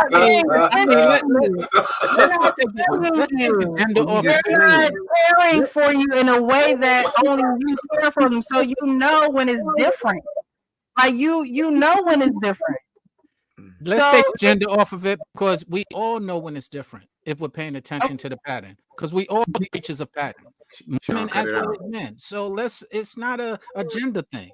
Right, but when a woman is giving another man her time and things like that, if she's the same with you and still doing that to me, that is crazy. Oh, they're making special women like that Oh these my days. God, Precious, you're talking to men now. Like I'm trying to tell literally you, going home and being this mommy yes, maker, yes, and then yes, it and exists. you don't know anything, Precious, it exists. and you Yes. can't tell the difference. No, Well, you're Kenny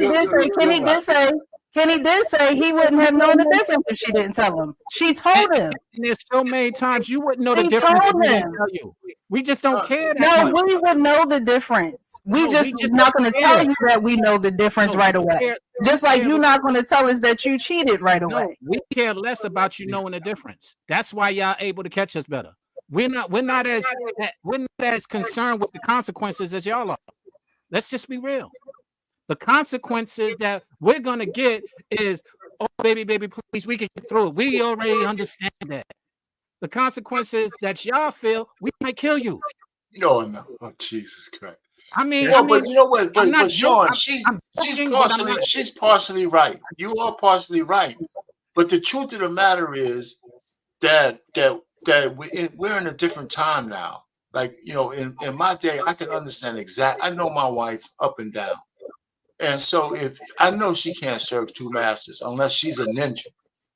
I know she can't serve me. So, but there's more ninja women now than ever. So I pity the fools getting married now, because back in the day, the women were a little bit, you know, So all I'm just trying to say, but I think things without having to be an ass back in the day. You didn't have to ask. It was your clothes are ironed, your food is cooked. Like, you know what I mean? You just knew, you know, the rhythm, the tempo of things. But now women want to be so, you know, and try and control things that men are like, you know, it's like we gotta get back to a certain tempo. Oh, I agree with you. But the women today, some women, not all, some women today can go out and bust it for a real guy and come home and have the dinner on the stove for the husband coming home right when he gets to work. Even give him his slippers. Precious. Even give him his slippers. Right after. Precious, do not act like there ain't women out here like sunshine on Harlem Nights. Absolutely, but you're trying to tell me that there's not men who can do it? There's men who can. Men been doing no that. Man can cheat better than no woman. The greatest wars in this world will fought over that thing. That's not our superpower. I hear what you're saying. I hear what you're saying. Women being good is not a flex. That's not a flex. It's not a flex. We're not saying it's a flex, but women do it better. I hear what you're saying, but I mean, where men have been attempting to intentionally do it well, they're excellent at it. Yeah, but just we can't again. But to my point, the reason why they're not, because men don't worry about the consequences as much as the women do. I agree with that part too, but that still doesn't make the exception. The reason why you would think that a woman does it better, because she's concerned about consequences more than men. Women ain't really concerned with consequences. That's the worst that can happen. That's why I told Precious that if a woman lets you find out, she wants to leave. If you're a man and your woman lets you find out that she's cheating, she wants to leave. Because let me tell you this, Precious. Let me add this: if you stay and you beg her and you stay with her, she'll never respect you again for the rest of your life. I don't know about that, Perry. She'll never respect you again. If you keep your woman after she busts it down for a dude, she'll never respect you again. Never. Payne, we gotta put more caveat on that. Okay, what's the caveat? What's the caveat? It's not about her disrespecting you. It's about her disrespecting herself. Most and when she women, recognizes that she's disrespecting herself, I want to hear Kenny's caveat, because I know in he's my going to be opinion, up there. most women don't cheat unless they're wronged. Oh man, in marriage, you giving them an out. Oh man, in marriage. I'm not talking unwed. No, let's talk about marriage. You're saying they don't cheat women unless don't they're wrong? cheat first? A woman initially cheating within a marriage is usually spurned on by something, either infidelity, and I can't find a stat. I'm looking up. Well, she just can't be a bad woman. So every time y'all say cheat, though, man, y'all realize y'all just talk about sexually. Y'all not talking about the emotional cheating. Right. On the physical. But So yeah, sexual is you the have thing. to you have to throw on it, because if Yeah. your woman has a work husband, that's cheating. However you want to look at, that's cheating. If she has inappropriate conversation with Yes. somebody of the opposite sex, or even the same sex, like, come on, it's 2024. We gotta say that too. Yes. If she's doing that, that's cheating. I don't. But why do we keep trying to leave that shit out like it doesn't happen? That's part of it. That's part of the mental process. You're right, but that's to get one I started. might be And able. so I that's might be what. able to Hold on, recover from that one, Bang. man. Calm down, old head. I got you. I'm sorry, man, but I can recover from that But one. that's how the stuff gets started. Like, that's why I'm trying to figure out how y'all gonna call having sex with somebody else a mistake. That's a bad decision. The mistake was when you got the conversation initially started. That's the mistake. You made a mistake by having a conversation with somebody who's not your wife or your woman. That's a mistake. The bad decision came in when you chose to sleep with her. Making an action or judgment that is misguided or wrong. You still said that the end part of your statement that aligned with the definition. Or was Even it if it's before or after the premeditated, it still is what it is. It's just the effect. I think that there are levels to it. I think that, while there's just like words that have synonyms, they're, like the word that we're talking about, but not necessarily the word. So, it's like lie and fib. Right. Related. But, That's funny, lie and fib. one, just like you said, has the intensity that the other just doesn't have. So we'll roll it back to that. Kenny, you were right on that one. Good evening, the truth as I know it. Excuse me. I'm sorry. Good evening. Welcome to the panel. Welcome. What's going on? This is a shaky conversation. This is very shaky. Who is that? Who's saying that that nonsense? Is that Sean? That's Sean talking about his mistake. Yeah, this is good. Yeah, that was good. Sean. Point the other way, man. His homeboy Sean over here talking about this is a mistake. Like, I've been listening to this conversation, and y'all seem like very intelligent people. You really care about family. So I'm with the convo. But I think what I'm seeing is something that's emblematic of the Black community that is a massive problem that I think we all understand to be true. And that's that as Black people, we were never inherited a culture about building families that empowers men, that empowers women to come together, to be brutally honest, to practice radical honesty, to withhold values in ways where the culture does the talking for you. When you go out on a date and it's a first date and the culture says, if you're going to date a Black man, you're going to have to be respectable. You're going to have to be loving. You're going to have to be warm. You're going to have to be committed. And so before you even open your mouth, women know that's just what it is when you date a Black man. We didn't inherit that, and that's not Black men's fault, and that's not Black women's fault. But when I hear this conversation, I'm like, man, we are so far off the mark. And so when I hear this mistake, it's like, well, if your wife cheats on you, it's just a mistake. That's like, yeah, if you want to break open the dictionary and read out of the dictionary to try to mischaracterize treacherous behavior, sure, you can do that. But that sounds like somebody went to a therapist, a marriage therapist, and he's like, I got you, sisterhood, I got you.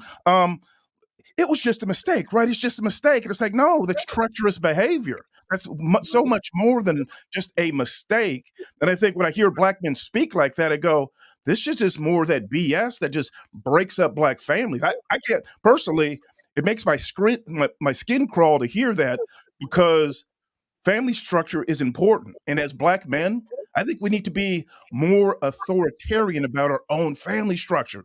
That doesn't mean dominating women or putting them in their place or treating them like doormats. I'm not saying that. I'm saying really speak strength to power when it comes to our own families. I think we need far more of that. So does that sound very familiar to how we responded to Jada Pickett when she chose to say entanglement? It is true. What she experienced was an entanglement. Yes, that's the definition of what transpired. However, the connotation of hearing entanglement versus the look on that man's face, he was like, I don't want no goddamn on entanglement. Well, I was, but I agree with you, brother. Sometimes it is true to call a spade, and also acknowledge that somebody is correcting as far as that's the definition. But we could add some extra weight so that people don't be out here all willy-nilly, out here sliding in and out, get the full nut, go get breakfast, lunch, take a shower, go to work, you living your best life after you done made this quote unquote mistake, because it's just a mistake. When you hear mistake, you're not necessarily feeling a massive weight of the decision that you cause or the issues that you cause with this situation, right? But if you say what you said, it's a treacherous betrayal, disrespect beyond measure, just despicable behavior. When you hear stuff like that, it make you like really recollect what just happened there. And even though it is true, it's a mistake. But I'm just saying, like, for it to be a mistake, I would say I understand that at the beginning. But once you continue to travel down the hill and then you pick up steam and you are able to get a nut and then you go back, I think personally, what I'm saying, I think that it is okay to be like, hey, listen, I understand what you did. I understand that it was an issue. You understand that it was an issue. But the second that you pulled out and went back in, don't be calling for intercourse a mistake. That was a full-on happy decision. You know what's So, crazy? so, Y'all so are let me, building can I, marriages. let me just add a little bit to my man, because I don't disagree, but that's why, you have to understand what your intention is with a woman. I just think that if you just want to be boyfriend and girlfriend, I still think a little bit of anything goes, because there's no commitment there. But if you're courting a woman for marriage, then that changes the dynamic, right? So it depends on what you're into. What you just said, HDTV, wouldn't fly if you're courting a woman that you're trying to tell and trying to convince that you're the man for her for the rest of her life. But if she's just your girlfriend or bust down, and you might even like her, then everything you just said is, I'm not going to argue with. So, there's layers to this shit. Well, okay, go ahead, Precious. I see you coming on. I don't want to. I'll land it right Well, there. just to tie it back into the video. So hearing you guys talk and thinking about the video and how he's saying that, his wife really fought for the marriage. She fought harder than he saw his mom fight, harder than he saw her mom fight. Thinking about this, could it be that because certain things are defined certain ways and there's weight, certain people hold certain weight to certain things or use certain words, that there really is a confusion and mixed message when it comes to how we deal with each other in relationships? Because like I said, the outpouring of the comments were that why should women have, or wives have to fight to be in these relationships, or why should they have to struggle? And so just listening to this conversation, again, you have to be mindful and you have to be tuned in. Just listening to it there, like the truth as I know it came on, it was very distinct and said, you have to, weigh things for what they are. And, every Hank is like, look, it ain't no mistake. You have to, use a different words. If there is confusion in how we weigh certain things, and, this is a panel of men, I appreciate you guys, but everyone has their own opinion. So in the dating world, and now you're getting married, and again, we're talking about the two becoming one. Could it be that there are a lot of things that may not be defined, or maybe misconceptions of, a woman thinking it would be one way and a man thinking certain things should be another way because of the weight that we give certain things? Can I say something? Yes. I'm going to get at it. I'm going to leave you guys with this, then I'm going to get out of here. Mm-hmm. As black men, I want you guys to think of yourselves as family building warriors. and we're building a culture together. So you see guys get on the panel and they start simping. We got to call that out, man. Like, we got to boot him out, like cuss him out and boot him off. Like, we can't have any of that because everything went way too far left. And I'm not trying to be like an a-hole or be edgy or be, none of that. I'm dead serious, because when black men as a collective, when we go, well, if our wives cheat on us, we've got the shoulders to handle it. It's just a mistake. I'm like, bro, we're already in boiling hot water. We've been way too permissive over the last 50 years. So much so that women feel like they can say damn near anything to us. And all we're going to do is just chirp back like little birdies and just chirp back, and we don't say anything.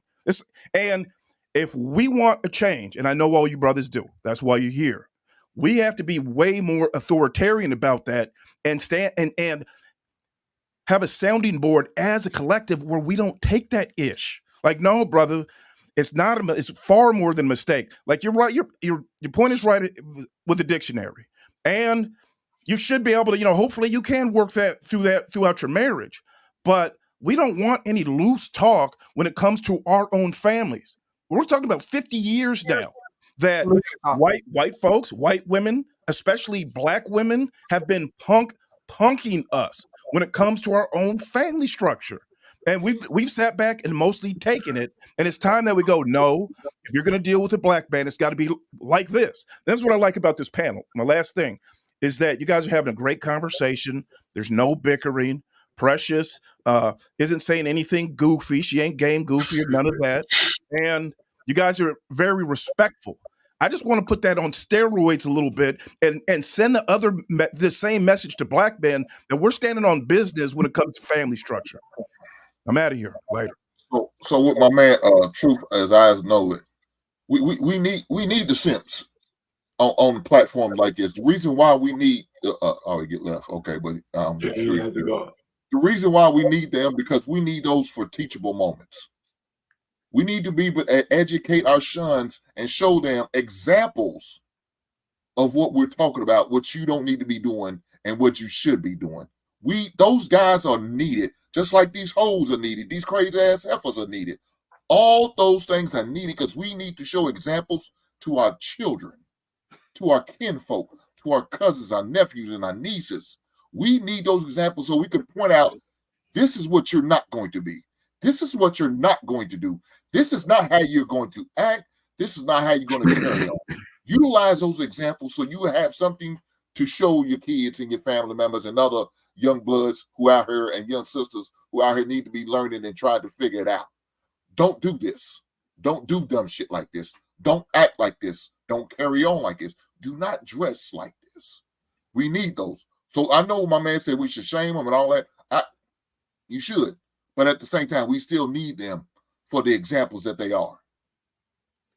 I have a question. You know what's crazy? Go ahead. And then we're going to move on, okay? Okay. So it is important what that man said before he left. But I think it's important that we have the dialogue over the definition, because we don't all have the same idea of what the issues are. Somebody might feel this way about the issues. Somebody might feel this way. And I wanted him to be here for a quick second to what was his definition of what a simp was. Because sometimes you go to different panels, different cities, different places, you got a different understanding or belief of what a simp is. So as Kenny brings up the fact of what the definition of a mistake is, it gives us a foundation on which we can judge certain things, right? So it sometimes gets kind of hard that when we're trying to hold people accountable and stuff, we don't got no foundation on what it is that we believe to be true. Now, I think a lot of us men here, we have similar like minds on what's a benefit to our communities, right?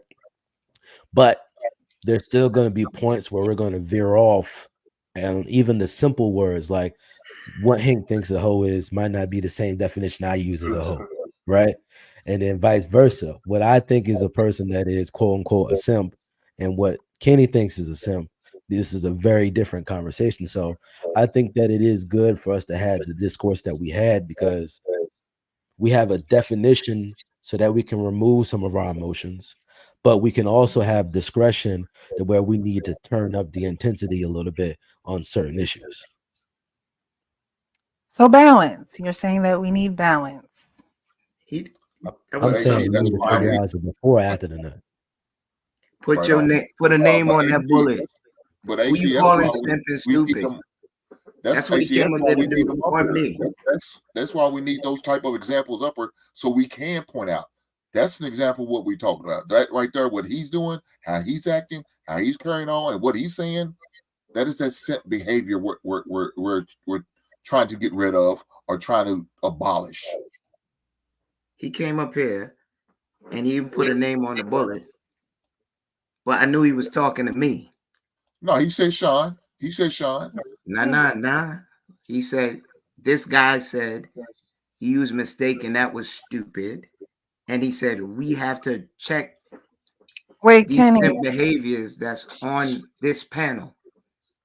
I made Well, sure. well, you both. To be fair, you both use mistake. So if you wanted to catch the stray, you can do that.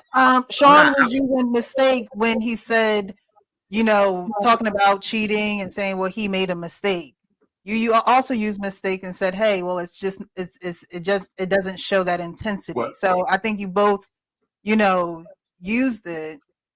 Yeah, What but he the did- point is that if you're married and you forgive your wife for cheating, there's a special kind of cat that could do that. There's only I'll give them special. It could be positive or negative, but there's a special kind of cat, and I ain't one of them. Okay, what are you I talking know about? I'm not one of them. That's What not he what we're did. talking about, bro. What he did was throw a rock and No, hide his hand. no, hold on, Kenny. I think He said Sean. He called the name Sean out. He said Sean. Well, I'm sorry I wasn't here because I would have definitely addressed him. At the beginning. Unfortunately, I didn't hear. Thank God. wait. We're gonna move on, right? We're gonna move on. But Okay. this is an open panel. I think he just came on, gave his perspective. He feels as though that there needs to be men that stand their ground, that don't back down, that are leaders, that don't waver, that hold validity in words and things like that. Not saying that you guys don't, but what I'm saying is I think he just came on to give his perspective. Like if I were you, I wouldn't take anything personal, but I'm not you. I'm not But I do taking want it to move on. personal. I want to.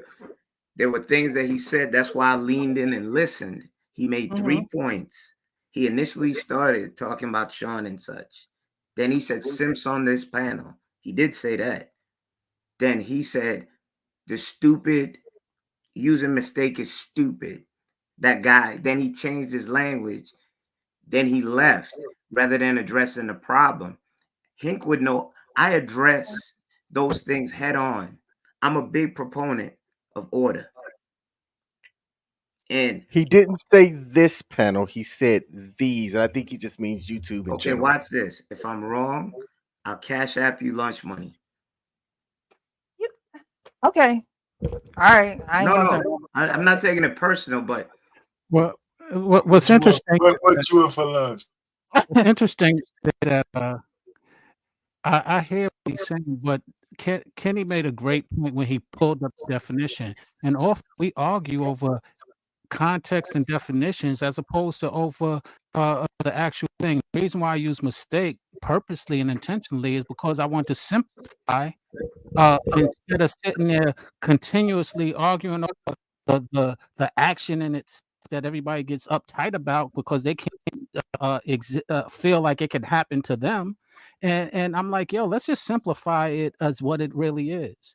How much grace we give others or we take, or how much grace we need. Because a lot of us want a lot of grace when we make mistakes.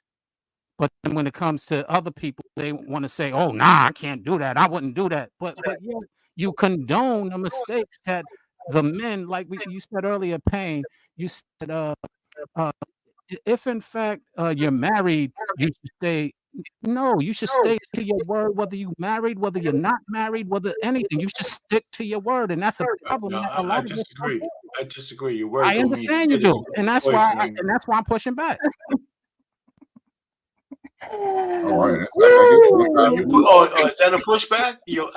I just think the girlfriend is Tomorrow is negotiable. You're Taco not a Tuesday. teenager no more. It's all good. Taco Tuesday. What he said I meant is different than what he said. Come on All right, now. guys. You got that cash app. I got no problem with it. You will hear him say this panel. Okay. Alrighty. Man, you got to send that cash app. Get over it, Kenneth. Hey, now Kenneth, I will send you my cash app. I will screen record you the segment and send it to your IG. He said these, not this. I'll send it to you. Penny. Nah, All right. I wanted that money. 1347 at Chipotle. Thank you. I was Appreciate it. trying to tell you, Kenny. Like, listen, you I got know. no problem doing Can I that. put I my knew cash app up here too, Kenny? So that means if I could do that, he was disingenuous when he came up here. He came up here to make shots. Kenny, come on, Kenny. But how are you Yeah, going to tell okay, the that's man the his same thing. intent, Kenny? That's the same thing. That's the same thing you did when Chrome Cookie was calling me out my name. You sell it. See, you That's did the same Patty. thing you was doing. We don't know about that one. We don't know about that one. We don't know about that one. He came up here. Watch this. The last thing I'm gonna say about it. He said treachery because mistake was not good enough. Did he not say that? Oh, it's definitely treacherous behavior. Yeah, I mean, So it goes to lose to my point. The word is not egregious enough to match the act. Exactly. So that's an emotion. well, hold on. Yeah, Come on, man. but in all can I say fairness, this to he Kenny's did point? specifically Can I say say this that to he Kenny's was point? coming for Sean. Can I We say this also to got to Kenny's think how point? serious cheating is.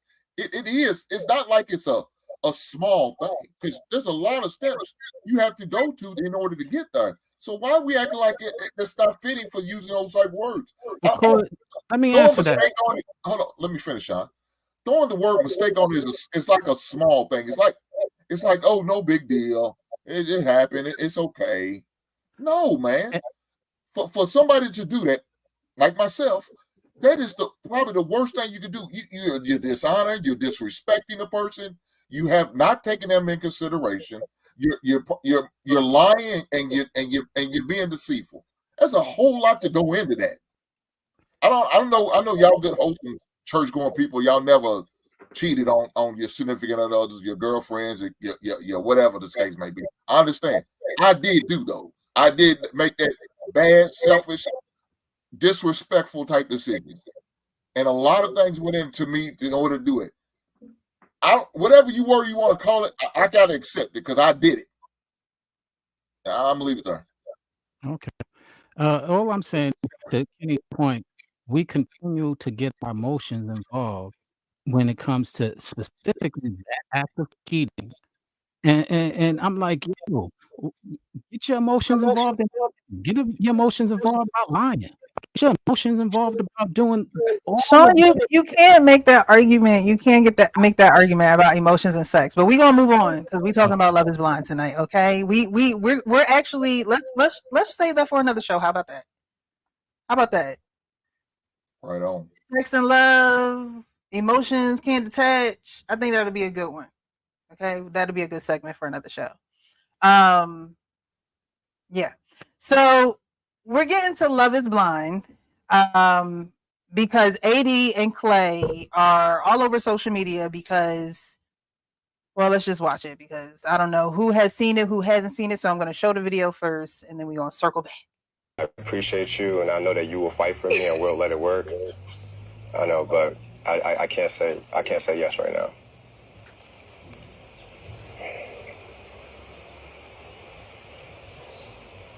I'm sorry, AD. I'm sorry about it. What the fuck? But why does it matter, like, with the timing? Why does that matter? Clay, don't do that. Okay. So as you can see, he says no. And he asks, why does the timing matter? And she says, no, don't do that.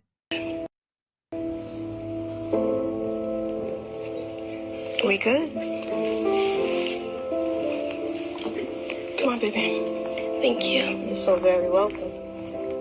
Thank you. You're beautiful.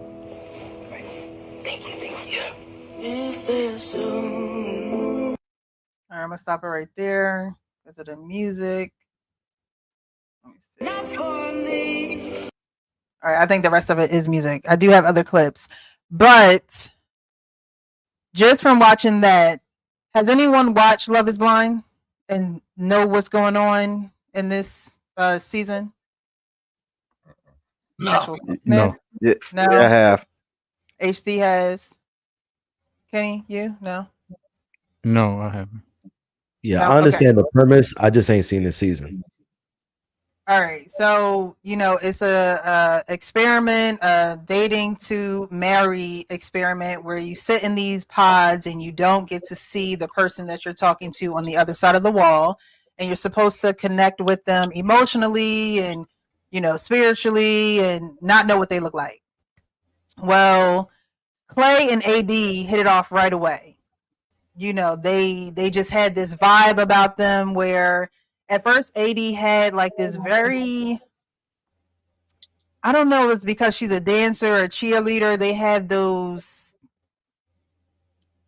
cheery voices. I don't want to say her voice was like fake, but it was very, very low, very calm. And, you maybe you could pass her for a white girl if she was talking to a certain guy. But with Clay, she was AD.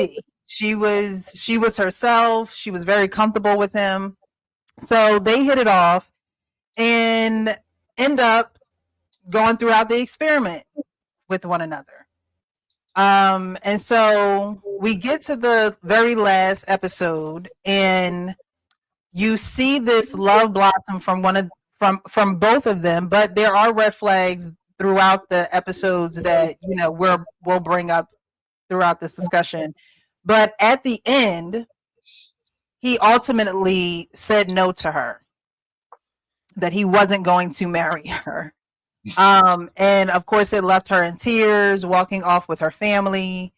So my first question to you guys before we get further into this, would you go on a show like this? Would you go on a Love Is Blind, Married at First Sight, would you go on a show like that if you really were trying, eyes wide shut, if you really were trying to look for love and be serious about it? I would. Okay, so Payne, what would you have to have set already in order to commit yourself to this show? I probably would have been celibate for at least 6 or 9 months. Okay. And the reason why I say that is because I think most of the problems that we have today is that most men are looking at women like pork chops. So all they want to do is have sex with them. Their heads are cloudy, so they can't see clearly. All I could go is by my own anecdotal experience when I found my wife. The only reason why I found her is because I was clear. I had, any girl who wanted me, I wanted them. I shunned everybody for like 9 months. So when I met my wife, I could recognize her. That's this chick is different from me. A lot of people don't believe that shit, but I believe it. But I would like a show like that, just for not just for the entertainment value, but I'm a frat boy. I would like the challenge. But if I was really looking for a wife and I was ready and she appeared, it's just almost as good a place as any, especially these days. But I applaud that guy because obviously you saw something that nobody else saw on TV. But that's another story. I would have got on it. Okay. Sound like you would have went for the game. You not going for nothing serious. Yeah, well, no. I would have went for the game, but that doesn't mean I would have to take it. I could have taken. Wait, hold on. I could have took it seriously. I mean, listen. Can I explain? Hey, can I explain? You kicking my ass? Can I explain?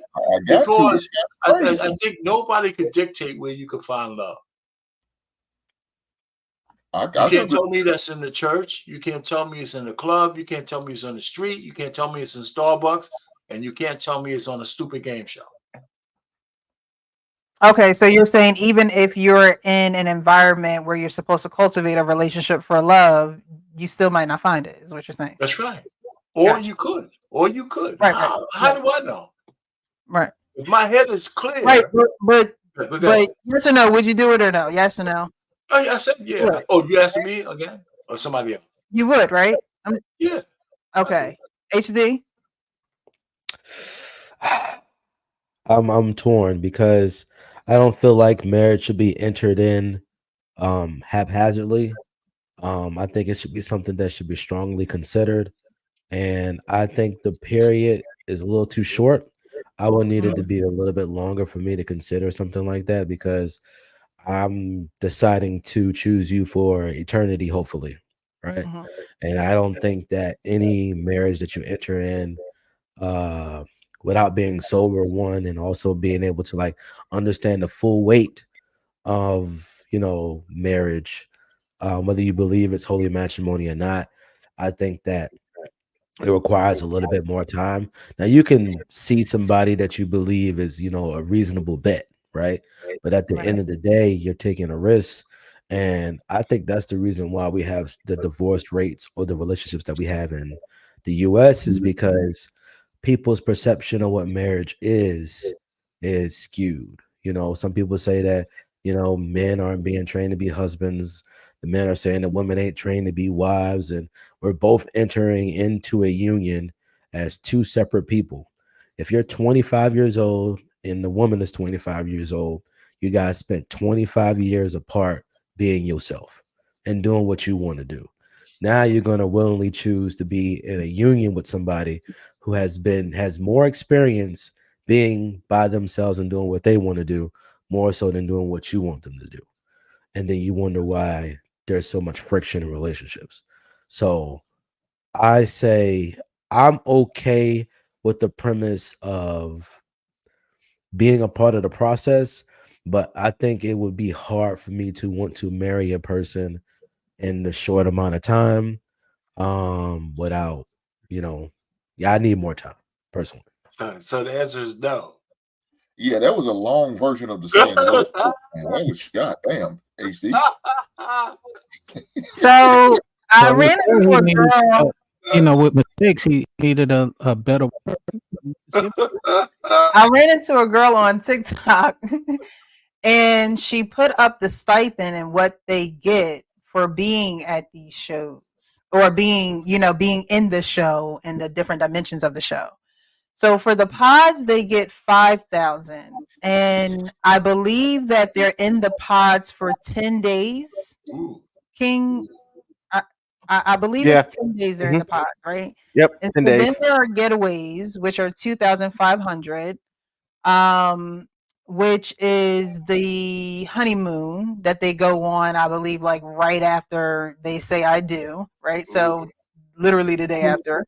And then reality is when they meet each other's families, they meet each other's friends, they move in together, and they live with each other. I believe that's the 4 weeks, right? And then there's the wedding that they get paid $1,000 for, right? So they get paid $5,000 for the pods. The getaways is $2,500. Reality is $3,000. The wedding itself is $1,000, and the reunion is $1,500. And from my understanding, there's only one lady not coming to the reunion because she's she's working, doing something else. So for the wedding, they get paid the least. I always forget how to do this. They get paid the least for the wedding. It's incredible. Even though that's the culmination of what we're here for. Man, the networks should be ashamed of themselves. That there's, I can't believe the millions that they're pulling in. That's all they're gonna pay these poor suckers. What did they add up to? I counted 13,000. Is that 13? Am I wrong? I believe Just it if you was get to the end. And that, like you said, that's if you get to the end, right? That's only two people.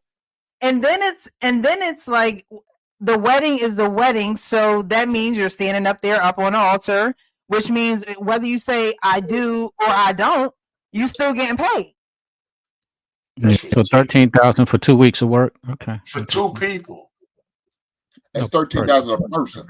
No. You won't reach to the end. So only two people reach to the end. I know it. She gets it. He gets it. We're talking about network TV that makes millions of dollars. We understand that, man. We don't No, understand. I don't think you do. That's crazy. No, we do. You're just putting it out there. How much money you think people get like on their first movie they ever started? You think they got a million when they came in did a first movie? We ain't talking about a first movie. It's your first time ever doing something like that. That's a travesty of justice, and you get what you get. Okay, well, talk to your union You rep. bump that up by 20,000 on each level. Then I can see the game is a real game. That's not even a game. And see what he can do You can walk away from that easy, man. You offer me a grant. Talk to your union rep and see what he can do for you, Arpain. First act, you want to get y'all both valid points. It is low, but it's more than any of them are getting for 2 weeks. Break. I'm old, I'm decrepit. You can consider me George Biden and shit, whatever the fucking guy's name is. See, I don't even know his name. But you gotta realize, and you kicking my ass. You ageist. You're ageist. In fairness to your point, you're right. It is kind of low, but that formula isn't contingent on any of those people. You could put in a mix and match any person in there who wants $13,000, and that's the unfortunate reality of why it's so low. But I agree, it is very low. But 13,000 for 2 weeks. I mean, you ain't getting that nowhere else. Man, that's horrible exploitation. Offer me 50 grand. Don't sign up for it. Don't sign up for it. Damn. Well, I wanted to sign up for it. If she would have shown me the numbers first, I would have said no. But Payne, here are the other attributes. Each of them now, if they know how to utilize the platform television, now have a career that they can create because of it. So it lends. They can do appearances. They can do talks, interviews. They can chart. So there's a lot more that you can do if you understand the magnitude of everything. And so you might take that 13 and take and let the network do what they got to do. So you could now. Well, you know what? There is a possibility of getting laid in that 13 grand, so that's not bad. So that's all you worried about? Yeah. Why would Precious's? God damn. Precious's question. We've only got through two of the people. Making $100, I might think 13 grand might be a good deal. And now that I'm thinking about it, I was against it until you guys beat my ass and made me change my mind. Yeah, your old ass is crazy. Arpain, you are muted. I will not do it. Great panel, Precious. Thank you for letting me come. All right, so pretty much y'all wouldn't do that. Kenny, did you answer? Would you do the show? No, I still would do it, no matter what. I think it's interesting. Man, come on, man. Hit that mute button. Nah. I'm sorry. Go ahead. If you value yourself in something like marriage that you deem secret, $13,000 so that you could be exploited, so a company can make millions, and then for that to happen to that girl the way it did, even I don't know if it was scripted or what have you, that type of embarrassment, you might as well just get the free meal like they used to do on Jerry Springer and the plane flight and stuff like that. Is just on a higher level. Nah, if you're my wife, I'm not doing that. Or you're somebody I'm interested, I'm not doing it. I'm not putting myself on public display for comedy. No. Okay. I applied for Love is Blind DC a year after my divorce. Did my you? reason for yes, I did in 2020. It was early 2020. And my reason for doing it was I had stood in front of a mirror and said, well, if I didn't pick right the first time, maybe a panel of experts can help me do it right the second time. So that was my rationale. I did not get picked. And I think it was, I'm not entirely too sure, but I don't think Married at First Sight had ever had any previously married people on their show. And then B, it would have been bad. Like I wouldn't have made it past the vetting process anyway, because I wasn't in a spot to even be thinking about that kind of stuff a year after my marriage. But I did apply. I wouldn't do it now. What did you say to Kenny for shaming men who want to be on there? You sure? said something. I like I how don't you think he. tried to be a provocateur just now. I don't think he. That was on purpose, brother. I'm sorry. I I don't think couldn't he resist. shamed anybody, but similar to something that you said, Arpain, I do agree with. I think that can find what you're looking for if you choose the right avenue, whether it be the club, whether it be in church, whether it be at a barbecue. I think that there are avenues that you can find something. I do also think that there's some positives that go along with it, in that most of the parties, if they're genuine, they're going there to look for that because it's stated that that's what the purpose is. Now, I won't say too much about Clay because I think Clay pulled a bitch ass move, but you're going on that show to look for marriage. And some people are ready for it when they get there and some aren't. So I'll let my plane right there. Well, he should have never let her get to the altar if he That's a wasn't going to fact. do it. I agree with that. I do agree with that. There's stuff that I think that Precious is going to show that it's despicable. So this says 80 and Clay's relationship was the most realistic example of modern dating I've seen on Yes. television in a long time. It's bleak out here. Jasmine, And be knowing nothing. I saw that. So a little bit more background on the two, right? So she was a dancer. She cheerleader. So she's been around the elite. She's been with per her words, she's been with ball players, players, ladies, men. So that's what she's used to, right? So this is her talking about Clay. The walking red flag. I mean, from the moment I met him, it was red flag, red flag. Okay. Clay is a walking red flag. I mean, from the moment I met him, it was red flag, red flag. Right. So within the journey of them getting to know each other, she said that she was worried that he was a ladies' man. She felt as though that he was a ladies' man, right? She went there to go outside of what she usually dates. And she said that she classified herself as a city girl. She had a connection with this white guy named Matthew, but then Matthew turned out to be a liar. So then now she reverted her attention back to Clay, right? And then when she told Clay about being with Matthew, Clay blew up on her. Like, what do you mean you feeling somebody else? I need you to let me know right now if it's me and you, because I've been rocking with you and I just need reassurance. That's the word he continuously used, reassurance and validation, right? Yeah. So seeing that little clip of her saying that he was a red flag since the beginning, it's almost like AD knew it's almost like I'm gonna go through this and I know that we're not good for each other, but I'm gonna go through the motions. I think a lot of women get stuck in that like assembly line of not being real, and I'm not saying like don't fight for your relationship and things like that, but it's like, and this is an experiment, but she knew the things that he was going through. And I think to not be alone, because she only had the other guy, Matthew, she didn't make any other connections. If you go throughout the whole show, I don't remember her. King, do you remember her having any other connections? Mm-mm. I remember him, and then two. Matthew, the guy who was just telling everybody everything. I don't know, or maybe it was levels to it. I don't know. But from what they were saying, he was saying verbatim the same things. So she goes from, that life, meets Clay. And when they say I do, when she said I do, even I wish I had the clip, he mouths no to her. He mouths no to say, like, I'm not gonna say yes. He asked her for more time. Why does this have to be the time?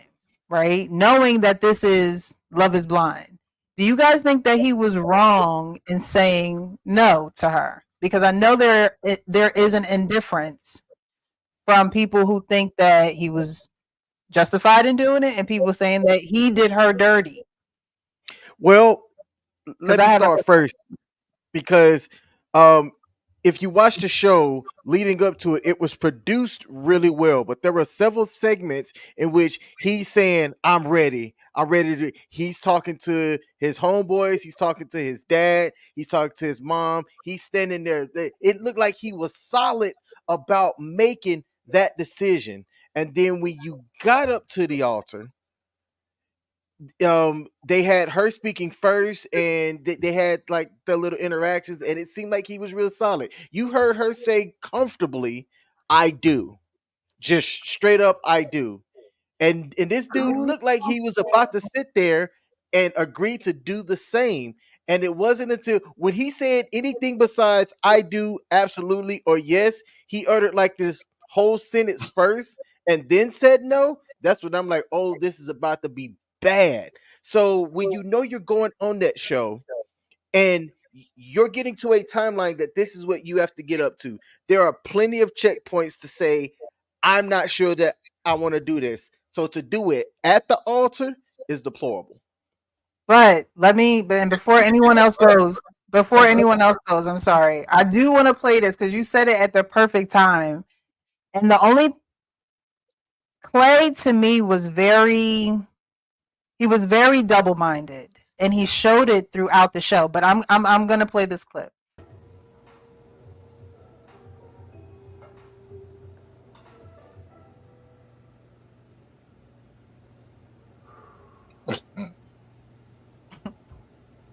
Oh God. Like I try to stay present in the moment, you know, of everything, and I'm really enjoying my time. I guess I don't know, I really don't want to let you down. You know what I'm saying? Like I just feel that. Like, Is that what you're thinking? yeah. You're gonna let me down? Not that I avoid let you down. I just don't want to. You know. You know, because it is a date that's coming up. You know what I'm saying? And I know how much this means to you and all that stuff. And I want to be that guy. And I'm like trying my hardest. It's just, you know, I just sometimes I get in my head. You know. What is like the biggest roadblock? Or No like roadblock. the biggest It's not even a thing? roadblock. Like Yeah. I'm loving everything we got going on. Like with this trajectory, we're good. So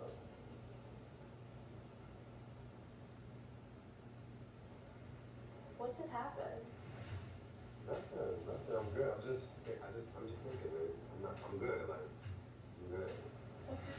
We're good. Like it's just thinking about everything, and it's just like things coming at you at once. It's just how the human brain works. Like you know, it's just that's a lot. That was just like such a crazy to turn around and look at me and say, I'm just gonna let you down after No, I that. didn't say I'm gonna let you down. I don't want to let you down. Right, well, okay. It's different. Like,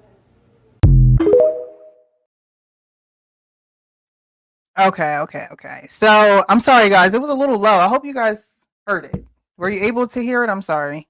I didn't Yeah, it realize was it kind was of so hard. I low. heard That it. I heard goddamn it. Payne laugh because he I'm don't know how sorry. to Listen, I thought I was yeah. on mute, man. I'm Man. sorry, man. Well, You look, know. I would have. Man, everything about that show sounds crazy. There's no way I could do a show like that. And look, the guy went through it because he's trying to get that money. That's the main reason why he said, "Look, I'm ready to get all the way. Matter of fact, I'm gonna get this 13,000. Even though I embarrassed her and told her no, I'm still gonna be at the reunion because I need my 1,500 because I want my full allotment. I done took 2 weeks off of work or 3 weeks, whatever the case may be. I got to get this bread. I took 2 weeks of vacation time to do this shit. I'm gonna go and get my money. I think it's probably his mindset. I went this far. I might as well go and finish it out. And you know, will that look a little embarrassing for her? Yeah, maybe so. But at the same time, we could both come out ahead because, like I said, we can get the opportunity to be on somebody sit down talk show and talk about how we could do that and explain ourselves and do a whole reality show on it. Wow, and it's funny you say that, Hank, because when they sat down with his mother, one of AD's complaints was that he worked a lot. And AD or Clay specifically said, well, when we got back, I got right back to work, but she ain't working. Like now that you're saying that, I'm remembering that conversation, and so you're right. It's like because he does boats, or I forget exactly what he does, but boats he said he was bringing back boats I don't know. But you're right. I think it was, I'm not quite ready, and I'm not obligated to say yes, but I'm still gonna get paid if I say no. That's right. So, Press, I'm real quick. Let me listen. The point is, you can't marry anybody if you have those kind of doubts on either side. She said all those red flags, but she's a big walking red flag as well. They're both red flags. Now, 13 grand, yeah, I'm not a rich man, but 13 grand ain't making or no breaking anybody, right? So, he was wrong by bringing her to the altar, but the truth of the matter is, she should have never went to the altar with a man like this because she understood his doubt. She saw it. And if you women keep talking that bullshit about your intuition, she saw it. It was slapping her in the face. So she still was gonna go through it. I would have disqualified her only for those eyelashes. Oh my The gosh. eyelashes would have made her like a persona non grata for me. But I still would have played the game. I thought she was cute. She didn't need the eyelashes. She should just been herself. But that's another story. But all I'm just trying to say is that she came on talking about red flags, and she's the last person with the kind of history she had to talk about red flags. And he should have never got to the altar with her, knowing that he wouldn't marry her. That's the problem I have. So both of them were kind of being dishonest with each other, and I don't like that. And I see it. I saw it. Both. I'll end it there. So, Press, can I ask you a question? When she Yes. said that, said he had a bunch of red flags, was that after the wedding situation, or was that prior? That was I prior want to to the say wedding. that was prior to the wedding, because they do like Yeah. these promo or trailers and stuff for the show. So that was one of those ones that was like gelled in, and it goes to like another scene real quick or whatever like that. It wasn't like something that was like explained. So I nothing about her I could take serious. Everything about her is fake. Like you said, with the eyelash wig and all that makeup, everything's fake. If you seen all these red flags and yet you was willing to say I do and ready to be with this man for a lifetime, yeah, you sound crazy. Now, if you said it prior after the situation, you probably said it because you bitter and mad because he told you no. But you said, and it's happened before, and you still was ready to go through it. Your decision making is horrible. Well, that's Yeah, it's crazy, because it's crazy how things happen and things come about, because again, she had a connection with the guy Matthew. He was a white guy. He was into country rock. He was totally opposite of her. I It seemed like they had a connection, but then again, he lied to everybody. So I don't know what his end game was, but he did say that he was into her. So I don't want to say that the man is lying. He could have really been into her. Were they He actually romantic? left. Were they romantic? No, they're sitting in pods, so they can't even see each other. So so he was very direct. He was very into her, very different from Clay, but again, he lied, and the lie brought out something in AD, in that she didn't have a close relationship with her dad. But she wouldn't have known that if the other cast member didn't tell her the same things that he was telling AD. So that goes to show you too that although women grow up, and she is a cheerleader and she does sports and she does well for herself. I think she was a real estate agent. It goes to show you that when you're used to a certain thing, and we were talking about this earlier, but when you're used to a certain thing, you literally have to change your mind about it. And I don't think that AD was ready to change her mind about it, because although she couldn't see Clay, she was still very attracted to him. and she was attracted to Matthew, but it wasn't the same. And if anybody watched the show, you would know what I mean. It was very slightish, offish, but it was almost like she was kind of forcing herself to like him a little bit. So it was like she was attracted to that. And to me, it didn't seem like AD wanted to change her attraction. She knew what she was attracted to. She called herself a fix-a-hoe. Like, she made comments where it was just like, when you go into something saying things and almost talking yourself into certain things, it's like, why are you surprised at the outcome? Excuse me. Yeah, I just think it's interesting that we have the ability to have a little bit more context because we can watch both sides in real time. But I do think I agree with the fact of you see problem, you ignore problem, and then you put yourself up in there. And this is the stuff that people be crying about all the time. It's just like, yo, like, you got the problem staring you right in the face, and you know it's a problem, and then you get mad when the problem smack you in the face. Like, listen, I personally don't think it's wrong to tell this person no, right? But if you've been telling this person yes this whole time, you just been saying yes, yes, yes, yes, yes. I understand how that can get people riled up and feel some type of way. But also, I think there's a difference between, because the whole premise of the show is love is blind, right? Love can be blind, or how you care about a person doesn't have anything to do with how they look or, anything like that. But sometimes when you see a person and you see the lifestyle that they live or the thought processes that you have, you can make a shift in your thought process based upon the information that you're receiving. So, like, I don't think she was the worst looking person, but if you told me that she said that she was a city girl, I'm like, absolutely not. And that has nothing to do with her appearance. That has nothing to do with anything like that. But like, this is what I was saying earlier. Women's idea of getting in relationships and getting married is different than the actual weight of it. Because as you guys said, she's willing to choose things she knows is a problem just so that she can get married, which is another reason why I said I'm kind of like I would be torn about getting on the show because I'm just like, it doesn't matter about the money. What it matters is I'm going here to make a commitment, and I don't really have a lot of time to really make that decision. Whether it's a month or two, I mean, to me is irrelevant because I'm willing to marry you, then travel and do the stuff. No, I'm not doing that. Penny, what do you think?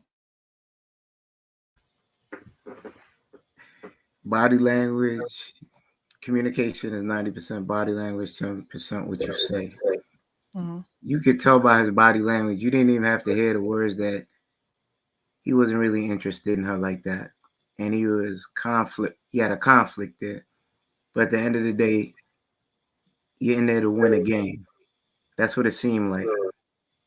I'm going to get all my money, no matter how I got to play it out. I don't know how the script and the context is behind that. But his indecision right there, she felt it.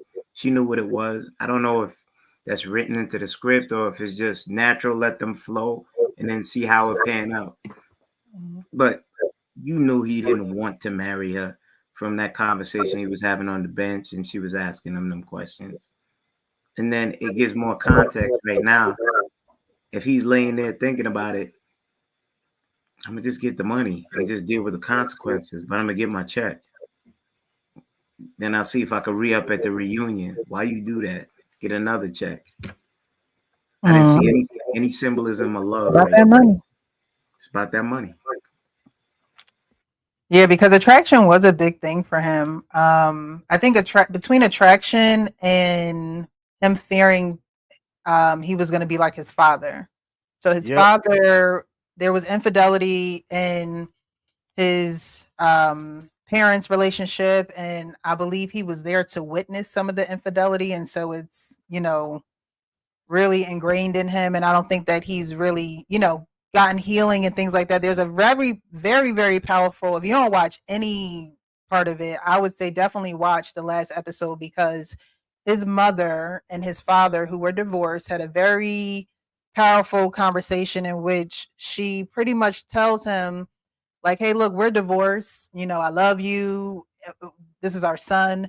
But he holds a lot of that trauma because you never addressed it with him. You never were accountable for it. And there were a lot of things said back and forth that I don't want to give any spoiler alerts, because it was really powerful. So I just got to hit you. But Precious, she did drop a bar. Do you think it's appropriate to say that bar? All right, she dropped a bar because she said all of that you just said to her ex-husband, and then the ex-husband said, well, when he finds a good woman, he'll change his ways. And she looked at him, and I'm kind of paraphrasing, but she was like, you had You one, had a and good look one. what you You still ain't did. treat her right. You ain't treat her right. She did kind of, but it wasn't. But the crazy part about it, King, was it wasn't like it was to stab him or to make him look bad in front of a camera. It was to say that we're seeing, excuse me, in real time how this plays out. I agree. And if you want to continue to be a part of that, we all going to see that. So even if they didn't get married, Clay needed this. Like he about that money, he gonna work. There are certain things about men when they got certain principles that those things don't waver. But certain things fall by the wayside when you don't address certain things. And so I think for him, and she says she feels like he was the sacrifice, there should have been something for her to learn too, because she wasn't perfect going in. But I think for him, in that scene of a black father, and a black son and a black mother and a broken family, you didn't see that too much with her side. Her mom was just happy-go-lucky, like, yeah, child, that's a good man. Get with that man. Be with that man. That was her mom the entire time. And not to say that Clay is a bad person, because he's not. But there were things that he definitely had to work on. And 4 weeks, I don't disagree with him saying no if that really didn't do anything for him to say, I want to marry this woman. So, Precious, let me ask you a question. Is there anything that anybody doesn't have to work on when they first get married? You have to work on everything when you first get married. I would agree with that. I do believe though, that you as a person have to become one with the things that happen to you. And when you don't do that, the people that are good to you and that are trying to love you will understand that it's not me, it's you. Not to say that you're the perfect person, but you can't force someone into the next step when they haven't taken the first step. Like, I agree with you. All kind of a trick question. What I'm trying to say is that everybody who gets married has to realize going in that there's some stuff we agree on because we know about it, because we vetted each other as best we can. And then there's stuff we have to learn about each other. Now, it always comes down to the things that you learn. Do they elevate themselves to the position that I can't live with? Right? And if you're a good vetting process, you minimize those things, because you've kind of eliminated them, because you found the person you want and she found the person she wanted. If I'm a man. So all I'm just trying to say is you never have all the answers. So marriage is a risk mitigator. You try to minimize your risks going in. However, the man has to take more responsibility than the woman, because he's the gatekeeper for marriage. But would he would have been irresponsible, like he said, because he did mention finances. This is such a small, crammed in. Like, if you haven't watched it, there were things that were critical, and as a man, if he would have said yes, would he I guess there's no right or wrong answer, but you're right, if you're going to be a leader and you know that you're not ready, you know that you're not ready, sometimes your reality will hurt somebody. No, Like you're your right. realness, your reality is going to hurt somebody. Precious, I agree with he's you. Let me due. just say this. I agree with you 100%. I'm going to end right here. Mhm. He's at fault for getting to that altar if he wasn't ready. There's no way around that. He is absolutely responsible for the outcome of that situation.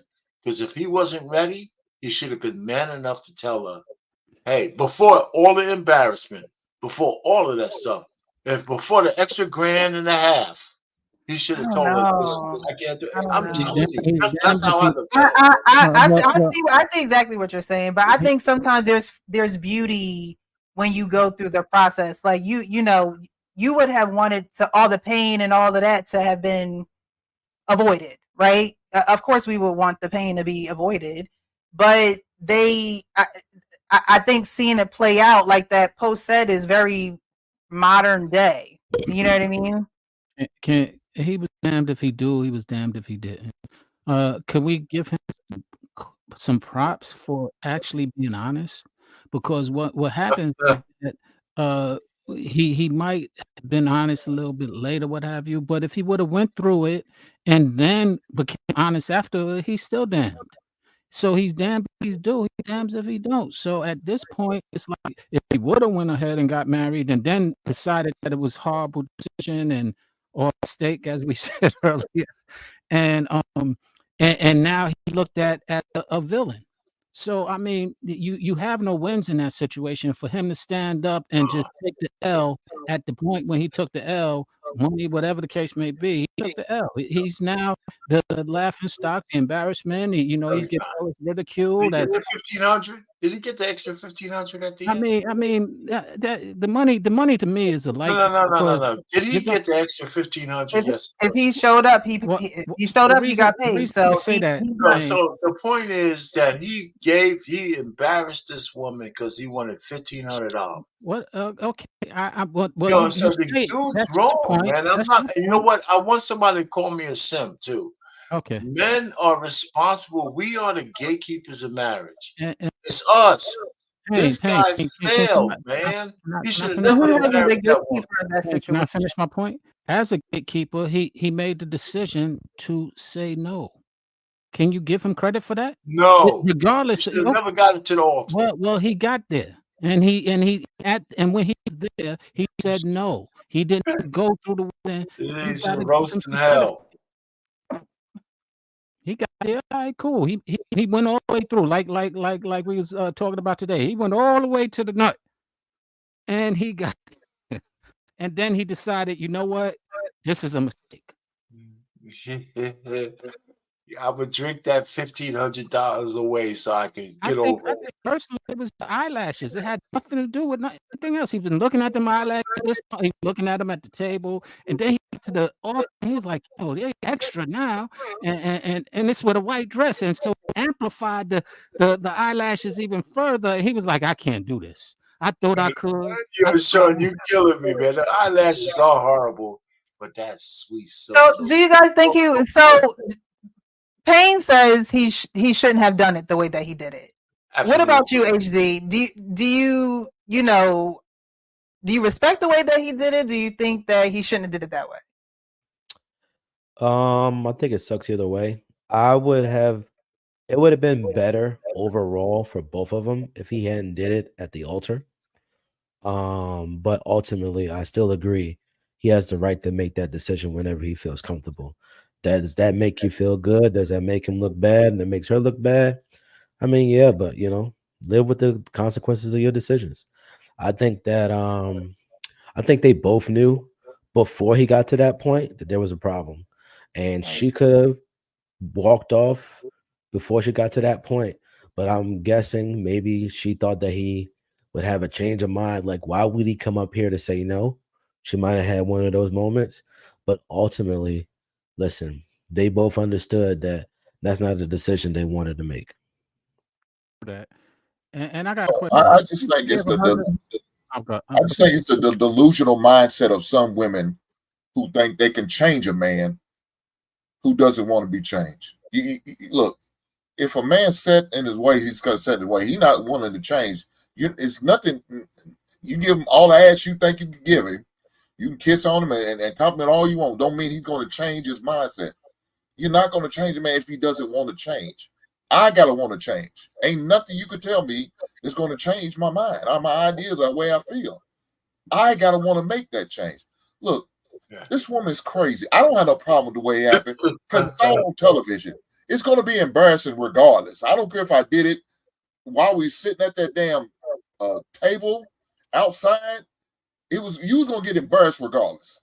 Now it just made it probably 3 times worse because it was at the altar, at the wedding, and a witness in front of all the people in person. Maybe that was the case.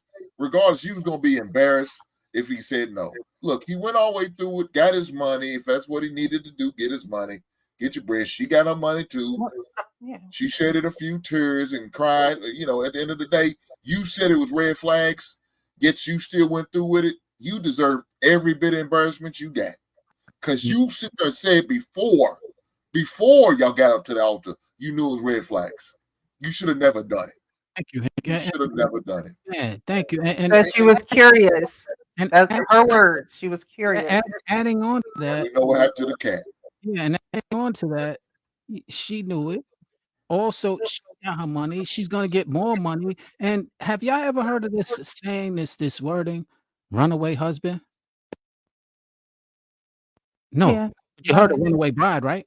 I was gonna say not as much as Runaway You Bride, but heard of runaway bride, right? So now that he decided it's oh my gosh, poor baby, but women do it all the time. That's why runaway bride is something that everybody's familiar with.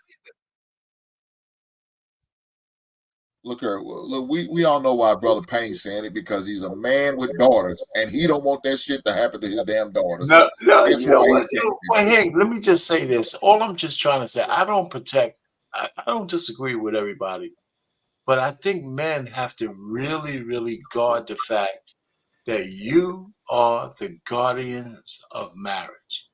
The women you let through that gate is your responsibility. Period. And everybody, you can't give it to anybody else. I don't care what kind of woman it is.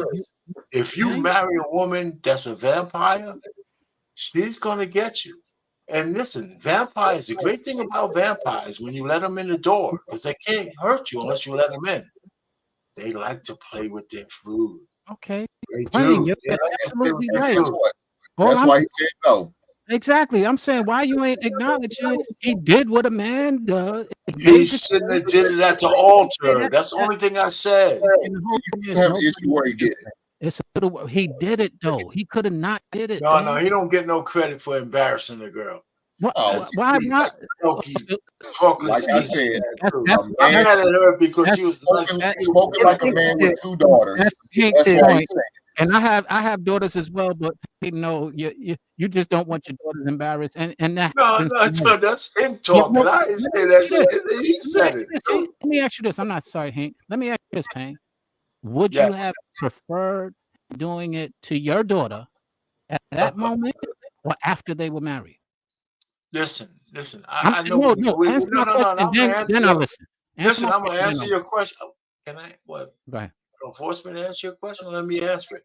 See, I pretty much don't like using my daughters, but I will in this circumstance. I wouldn't want any man to bring them to the altar to embarrass them like that. But I'm gonna say this, and you don't have to agree with it.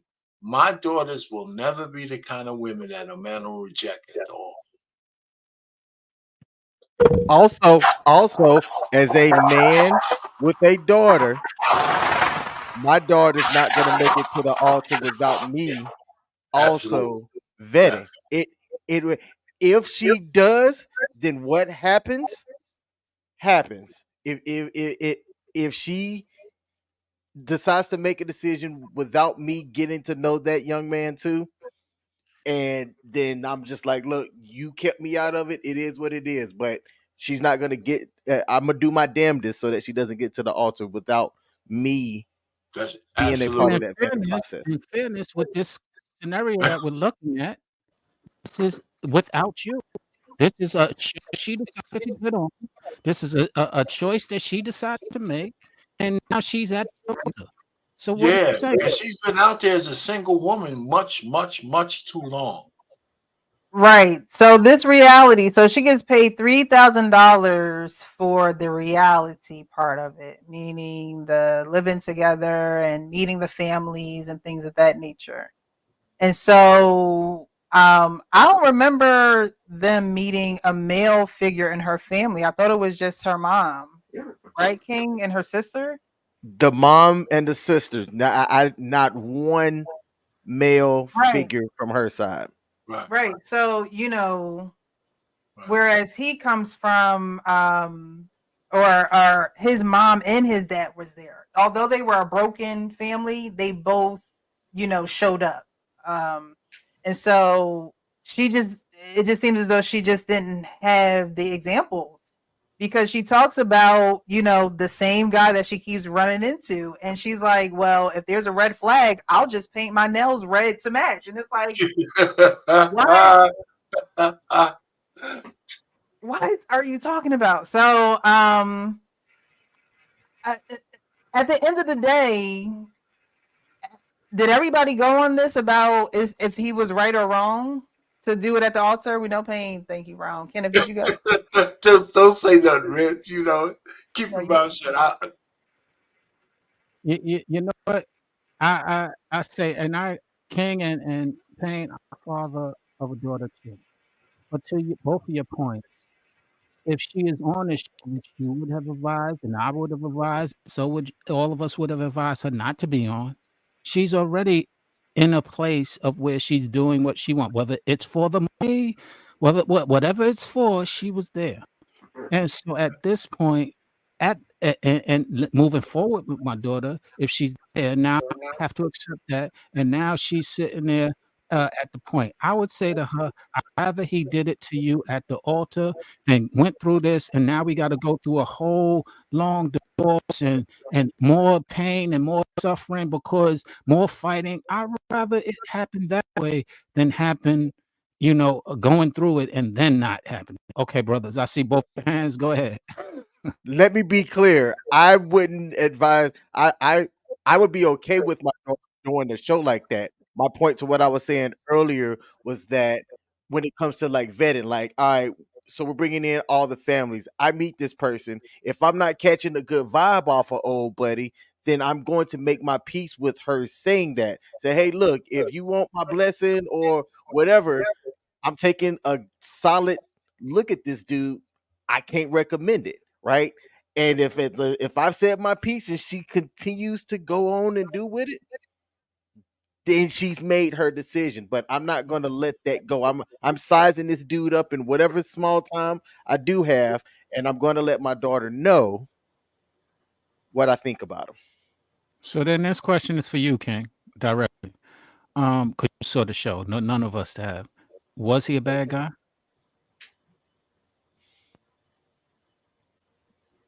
Character wise, I don't think so. No. What gave me pause about him is the motherfucker was flip floppy throughout, and I think he speaks well enough to say what he thinks people want to hear. And if you don't know how to decipher bullshit, he will smooth talk you. So he's a people But pleaser. yes, but I saw his bullshit early on. Yeah. I'm curious. I'm gonna have to watch the show. I've seen the first episode they ever had on the show, where a mixed couple got together, the white guy and the black chick. I've seen that one. That was the last time I watched it. But now, And y'all that couple's still married. Yeah, that's what I heard. Yeah. Now y'all got me curious. So I got a question. So in your assessment of this guy, you're saying, okay, he can get over on people. So do you think this is a case of there's just the wrong person, or even though you say he has good character, could it be possible that he actually isn't that good of a guy? Or was this just a situation where he just didn't want her and he pulled back even though he thought he can go through it? No, I think he's attracted to her, and he did some things even after they walked away from the altar where he went to go and like communicate with her. Like he didn't just let her just walk away and then like I don't know what to do. Like he was asking the other males around, like, hey, I know I said no to her, but I want to go check on her. You know what I'm saying? And I don't think he was doing that to save face to make him not look a certain kind of way. I think he generally has feelings for her. Precious said something earlier where I think that he really felt the weight of it at the altar and was like, you know what? 4 weeks or however long was not enough time for me to be able to fully say, I can be the husband that you deserve. Oh no, And no, maybe if given more time, maybe, but no. Right. No. And that's another thing that I wanted to pull into this. So because of her failed relationship, she feels as though she's gotten rejected again. And everybody knows that women, at the heart of it, women don't like to be rejected. Nope. As quiet as it is, so they don't like to be rejected. So, so with Clay, it was like, I know he's rejecting me every turn he gets emotionally. I won't say, he was still there for her, but it was a lot of things he had to work out within himself. So, with the going to work and not being there, she felt as though he wasn't there enough. But with the rejecting, it was like, it wasn't rejecting her. It was rejecting the notion of we're getting married on today.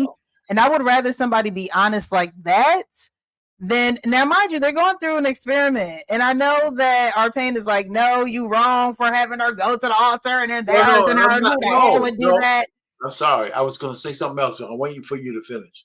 But it's like they're going through the experiment, and he's going through the experiment, trying to now get back into marriage, and now my dad and that situation. I don't think that he was thinking clearly. Like you said, you were clear, Arpane. You hadn't had sex. You were you were celibate. Like, you know what I mean? I think this is a man coming off of, the street that's looking to get married, but I don't think he cut off his girls. She could tell that he was a ladies' man. She didn't, she didn't. I'm pretty sure that she had guys that she was talking to. So it's like, coming into this, you would think that you would be that clear-headed, but some people just aren't. No. Can I just say this real Well, quick? let's be clear. Payne had no choice but to be celibate. He had no choice but to be celibate. Okay. I had no choice. Let me just say this. This dude, he left her at the altar, but all he was checking on was seeing if he could still pop the cherry. That's it. He didn't give a shit about this chick, so if he was checking on her, he was going to see if he damaged her enough that she closed the door on him. That's it. So if he could get in there, we ain't getting married, but if you're still open for me to pop the cherry, I'm in on it. That's it. That guy, let me tell you, it's just part of his game. It's part of his game. So we could put some kind of altruism on him. He don't deserve it. He doesn't deserve it. If she would have said, "You hurt me," he said, "Yeah, I know I did, baby. You know what? But let me make it up to you. I know we ain't gonna get married, but there's a possibility in the future. Maybe not on the show. Bang, bang, bang, bang, bang. Listen, okay. Payne. I'm married. I don't know shit. All right, I'm married. Sex, Payne, because I need to know this. I'm thinking about getting married, but you making it seem like it's just about the sex. Is that so? No. I'm talking about the individual man. Sean, if you have some character, I'll give it to you. I'm just saying, I picked this guy. He should have never got there. And if he's still trying to make some kind of nice with the chick afterwards, it's only to see if he can still get in. All that. So you're saying that their relationship has to end there. Like if you didn't say marriage, then she should drop his ass like the hottest potato on her face. And women, that's the one thing I give women. When a woman cuts a man off, your shit is cut off. You ain't coming back. That's where she should be. That's not That's true. where she should be. That's not true. Oh my God. Yes, it is. No, Yes, it because is, man. When a woman see, knows how, when a woman okay, closes the let me door, okay, tell me why I'm wrong. let me tell you why You you're the wrong. man. Heck, you. How many ones you broke down the door? You Yes, pounded I down have. the front door. There you All go. this There is you true, King. I mean, I appreciate the compliments, but let me say this, because this is why it's true. Because I cheated on my ex-wife and still was able to get back with her. Matter of fact, we even got back after the divorce. But y'all have a kid though. No. Now you make a stipulation. Now you No, changing I'm the not. scenario. No. Yes, you are. You sit there, you made the Okay, statement I that am. when they done, they done, regardless of Right, what right, else. right. Is that what you No, said? no. Yeah, I just say that, Okay, but so I don't should try to have throw added every a monkey detail. wrench in the game. So I just debunked your truth. That's not always No, true. you didn't debunk it. You just put a little dent in it. Okay, I got you, bro. Okay, so I'll go with the non-married. Not debunk it. If No, he Hank, beat her I down, hear where if you're he beat coming from, her down, but every man ain't Hank. No, I'm if just he beat saying her you down just right, trying to validate still my married, point. You damn right. she let him go. You know what? I'm sorry I said that, goddamn it. Oh my gosh. It's getting late. He got All right. all this hype. It's a show. If he'd have did that to anybody's daughter, it'd have been 4th of July, right in that wedding. Perfect. The way, In real life, you're right. perfect the way that they could cut I clips think, and I lead up to think the that. way that people, I'm sorry, Kenny, go ahead. No, real quick. Go ahead. It's funny how they can cut clips to pull at your heartstrings. We had a whole like 45 minutes to an hour on that. And you can see the progression of how well they cut the storyline. I ain't never seen a black wedding. You go up there, all that money, all the investment, people getting their time, catering and this, and then you gonna go tell their daughter no. Man, it's like Wild Wild West, old El Paso up in there. You ain't getting out of that. Oh my God. Especially if I'm paying, goddammit. I'm the I father, did, I'm paying.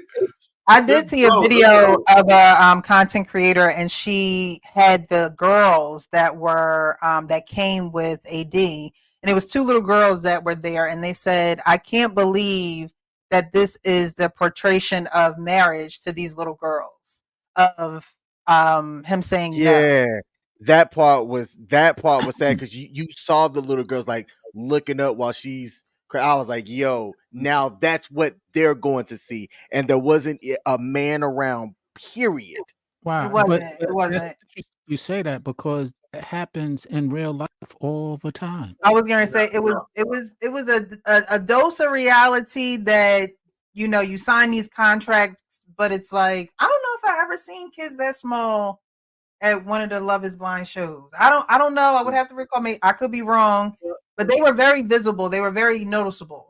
I I agree. don't remember seeing Here's why small I say we have children. it all the time. You don't see little kids at weddings that I had have that same thought, like Precious. that At the same uh, thought. all the time, but you see little kids going to uh, mistresses' houses. You see little kids going to saying uncle to people who ain't relatives. You see little kids doing a whole so they're taking front stage to some horrible dysfunction in life. Yes. So, Sean, you said you're getting ready to get married? Did you say that? Yeah, absolutely. When's this? Once you get divorced, it ain't happening. No.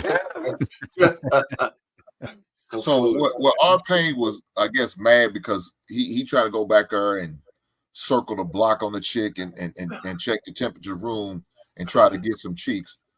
What's the problem? What's the problem? What's the problem, man? First of all, she's she said she's a city girl. So That's we right. know the stigma of what a city girl is and how they act and how they carry themselves. So right then and there, yeah. Why not try to go back and check the temperature, see if I can get one more? Well, I just wanted to peep the game. That's all. I didn't say you shouldn't go back. I'm You just saying. knocking, Let's man. see You what's know, going. you sound like They you had said this love fest for him going on the panel, and I wanted to set it straight. I know, man, but you made it sound like he was dead wrong for going to check and see if he No, could get no, one no, more no. night. He was only dead wrong for leaving her at the altar. Everything that happened afterwards is fair game. So in that television show, he should have, went through with it. No, real he should have never put her at the altar. Now, I mean, that was I would, he should have said, "Listen, you cost me $1,500 because I wanted to put you at the altar to turn you down, but I'm gonna give up the $1,500 because I respect your black chocolate skin that much." And then supposed he to would have thought- been in there. supposed I he would thought- have just said that to her. I said, "Listen, I could have got you to the altar, but I don't want to marry you. However, the fact that you cost me $1,500, you know there what? go that sex. So now you trying to justify where he laid his con at. It's You didn't like the con you met at the altar. But you were kind of her before to check Okay, the Hank, temperature. You full okay, of before shit, you go man. off of me, Hank, No, I'm you a full of married man. shit, All I dog. got is fantasy. All I got is fantasy now. That's it. I'm married. All I got is But you put fantasy. those fantasies out here. You put those fantasies out here and Precious, go ahead and show right now. Hit that green in the So show. funny. misguiding Hey, Precious, young I men like apologize. I'm having a good time. misguiding young men like me who wants to get married, and now I'm traumatized, thinking maybe I shouldn't because I might like pain. You ain't traumatized. Don't listen to me. Listen to Kenneth. He's wholesome. You funny. You married and calling people chocolatey and all that good stuff is lusting. That's a sin, right? Oh yeah, man. Me and God is on first name basis. He'll forgive me. Oh, God, so you get a hall pass. All right. Hey, listen, man. You know what? He's got me this far. He's got me this far. He'll get me a little further. That's all I'm trying to tell you. Let's try to save pain for some heartache and end the show right now. Can we do that? Because he's talking 10 characters. Bring it in, Hank. Bring it in. Jesus Christ. Can I say this before I go? Because I'm about to blow. Yes, let's do some final words. But go ahead, Sean. Go ahead. Okay, I just want to say, Hank, I watched the show with you and your son, and I commend you and salute you for that. I enjoyed it. That show that I did with my daughter and I was about a year ago, and I just reposted it because now it has even more relevance. And the conversation that your son had was very relevant as well, and it was good to see a father with a son. As much as I enjoyed seeing myself as a father with a daughter.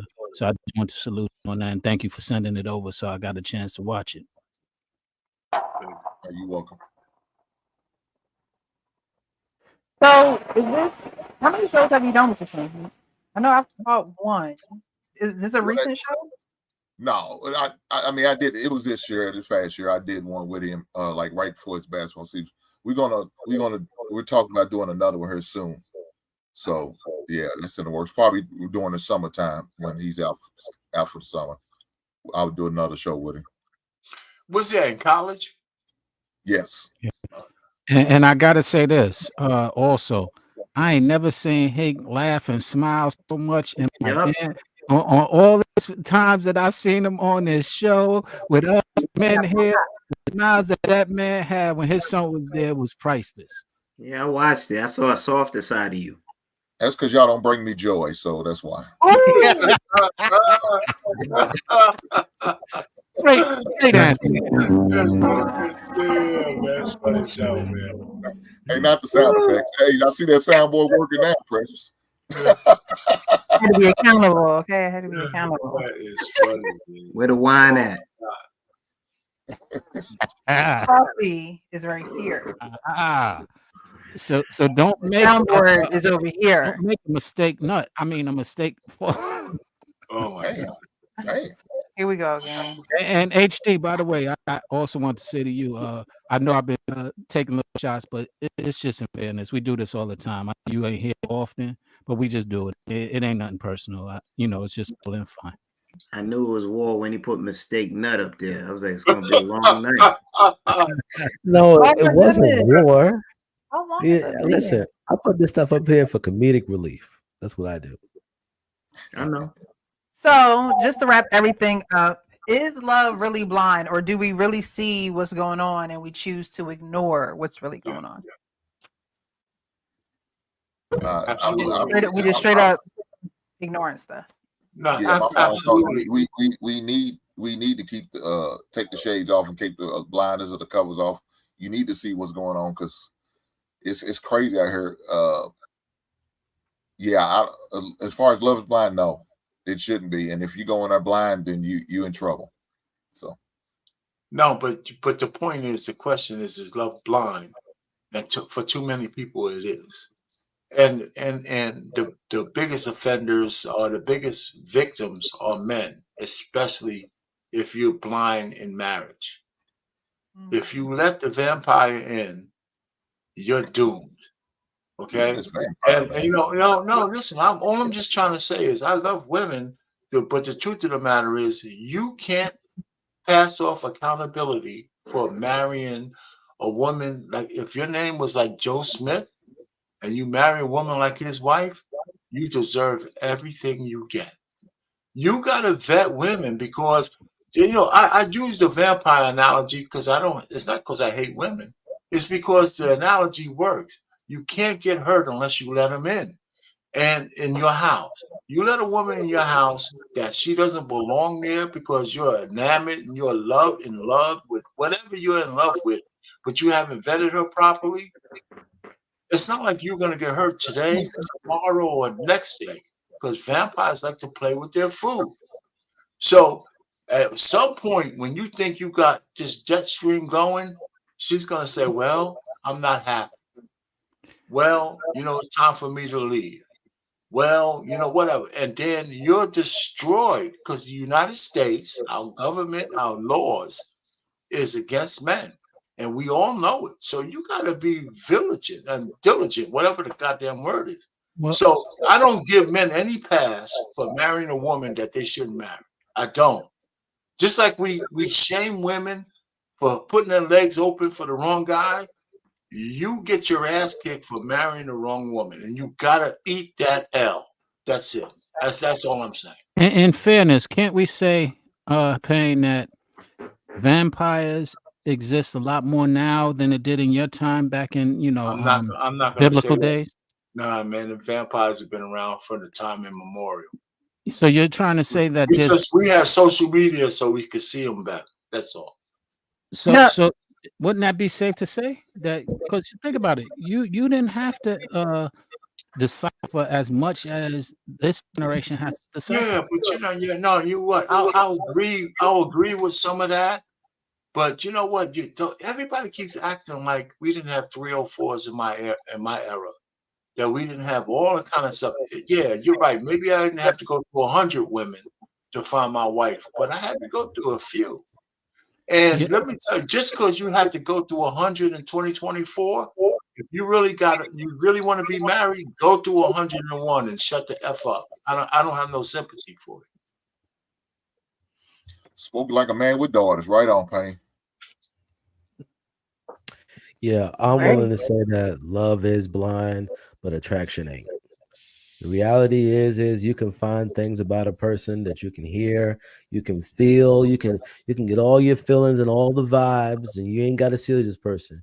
But once you start seeing, you start putting two to two together, and you start thinking, listen, you can love a person, but that don't mean you got to be with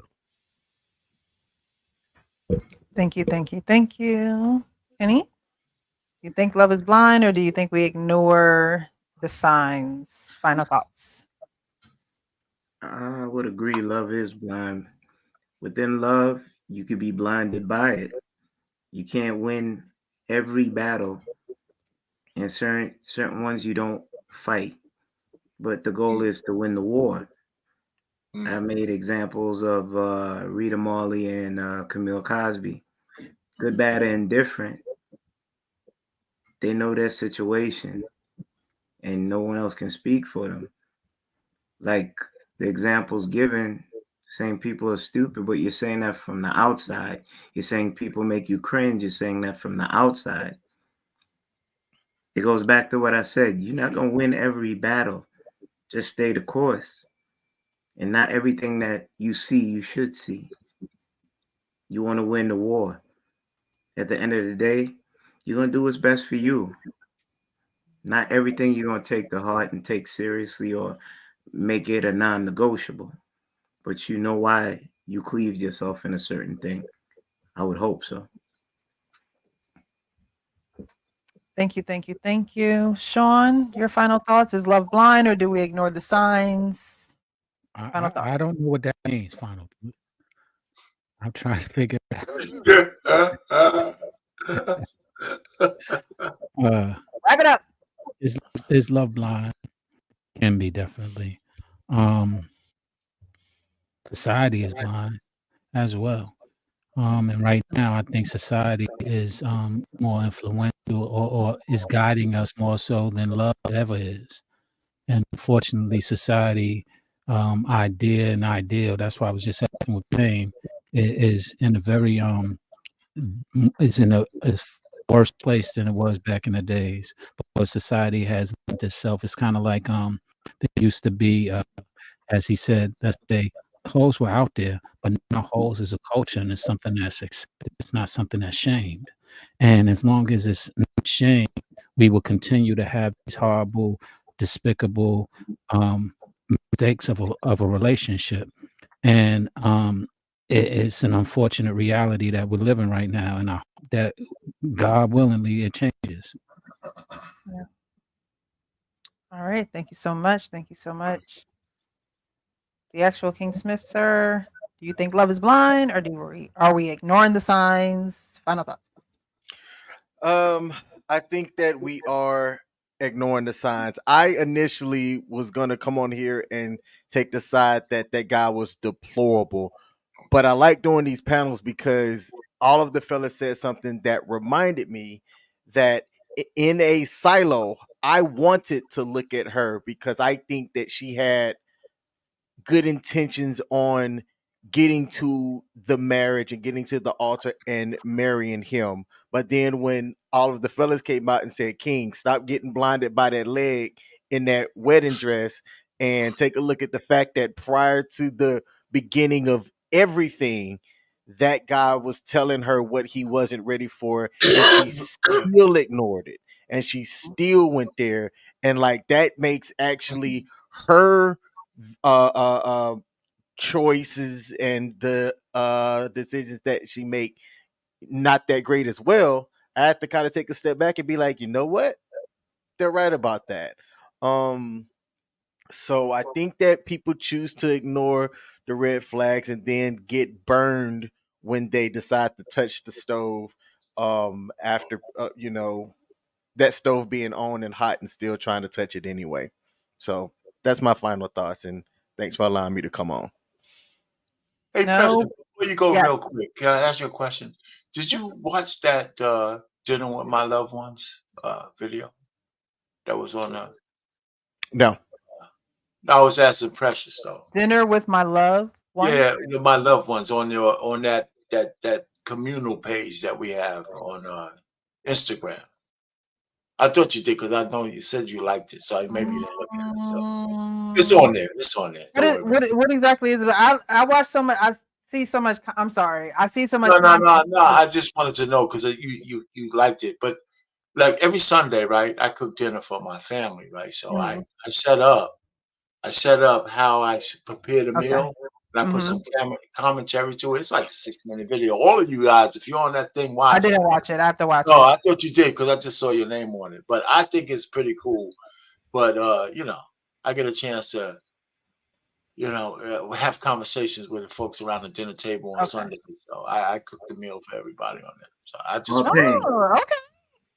I'm gonna have to see what you're whipping up over there. Great job, OG. Yeah. What would Jesus do at this moment? Well, he would clap me on the back and say, "Hey, listen, man. You know what? I'm gonna invite you to the next Last Supper." Me and Jesus. I just wanted to say peace. I didn't go to work today because I got to handle some family business. But peace. Thank you for having me, precious fellas. Always a pleasure. Again. Peace, Big Sean. Your show came because I'm you just made it sound very interesting as opposed to the food that you showed us earlier.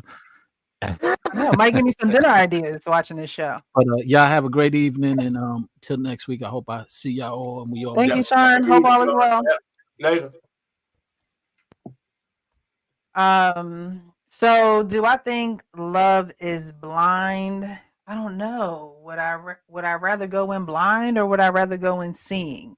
I think that the things that we see with our natural eyes sometimes can mess with our thoughts. And so that's why when you get married, you need that, they call it a three rope and weavement, where it's you, God, and your spouse. And so you have to have some type of counsel that's going to help you. And if you don't have that, or you decline that, or you don't pay attention to that, you have to understand it's going to show up in your relationships. Like it just is. And even if you have had that, you have to continuously do it. You have to continuously be better as a person, and conflict resolving conflict. But I don't think that they had that. I don't think that they had those support systems. And AD's mom kept on cheering it on, cheering it on, cheering it on. She really didn't have anyone to pull the reins back for her. And so I think women do get in a whirlwind of, oh, it'll get better, oh, it'll get better, oh, it'll get better, and not really see and point out what's really going on. They really act like they're blind to it. Like, oh, I saw the red flags, but I just thought. What are you thinking when you're actually seeing what's going on? When you're actually seeing it, there is no room to think. It is what it is, And so I don't think that AD should have felt bad about him saying no. I really don't think so. Because it wasn't blind to me. They saw everything that was going on, and so the writing was on the wall for them. So I appreciate you guys coming this evening. Those who are in the chat, those who are watching, I see some likes on Facebook, so I appreciate you guys. Definitely like, share, subscribe, hit the bell notification just so you're notified about all. I go live on other platforms as well. Everyone here has a platform. HD, you have a platform. Kenny, he be on these YouTube streets doing his thing, speaking his truth. Our Pain has his show. We got to go watch him cook and cater to his family and see how they do it. Hank had a video about, talking about the elders teaching the younger men, and the older women teaching the younger women. And you talk about your video like, oh, have you guys seen it? And yes, I liked it, but I didn't watch it. I must admit, I just like that you put it in the chat. Got to go back to it. But those are the videos that they're so underground, you know what I mean? But those are the examples. So I am looking forward to watching it, but those are the examples that we need that just aren't strong in the media. I mean, social media, this week, and it's only Monday, just the things that are on social media. So, you want to say, is love blind? No, it's not blind. We see what's going on, but we choose to ignore it. We think that we have more time. We think we could play with God. Like it's just a lot of things that we allow ourselves in the free will that we have to make the choices that we make. And they both made choices. She made a choice to stay with him, thinking that she can do what she continuously did and get a different result. And she saw that she couldn't do that. And I think that was the reality of it all. Right. So if you're going to go into it seeing. And if you need help seeing, we are advocates of therapy. We do advocate that, you go sit on somebody's couch, get wise counsel, start journaling, do something where you're able to communicate what the blockages are, because you're going to have to face it at one point in time or another. So I appreciate you guys. Thank you guys so much for coming. We'll be back on next Monday. I will be live with Lady Di on Wednesday, so definitely look out for that. What's the topic? We're going to be talking about old girl who want to have a 22-year-old oh my God. Don't even get me started. I know that's one of the topics. I don't know if that's everything that we're talking about, but I know that's one of them. How old is she? 39. Freya is 39. Oh, you mean the basketball player? And yeah. So we're going to be talking about that. Because Oh, that's a good one. I'd be interested in hearing what you guys got to say. I did a little piece on my channel. I have a series called "Let the Women Tell It," Mhm. and that's one of them. Six the Goddess goes in on Dre and Michelle. Oof. Oh, But See, our anyway, pain ain't gonna let us end it all, huh? okay, I'm sorry. You guys have a great evening. See you next Thank week. you. And thank you. Be real with yourself so you can be real with others. Have a good I'm evening. gonna crash your channel next. Yeah.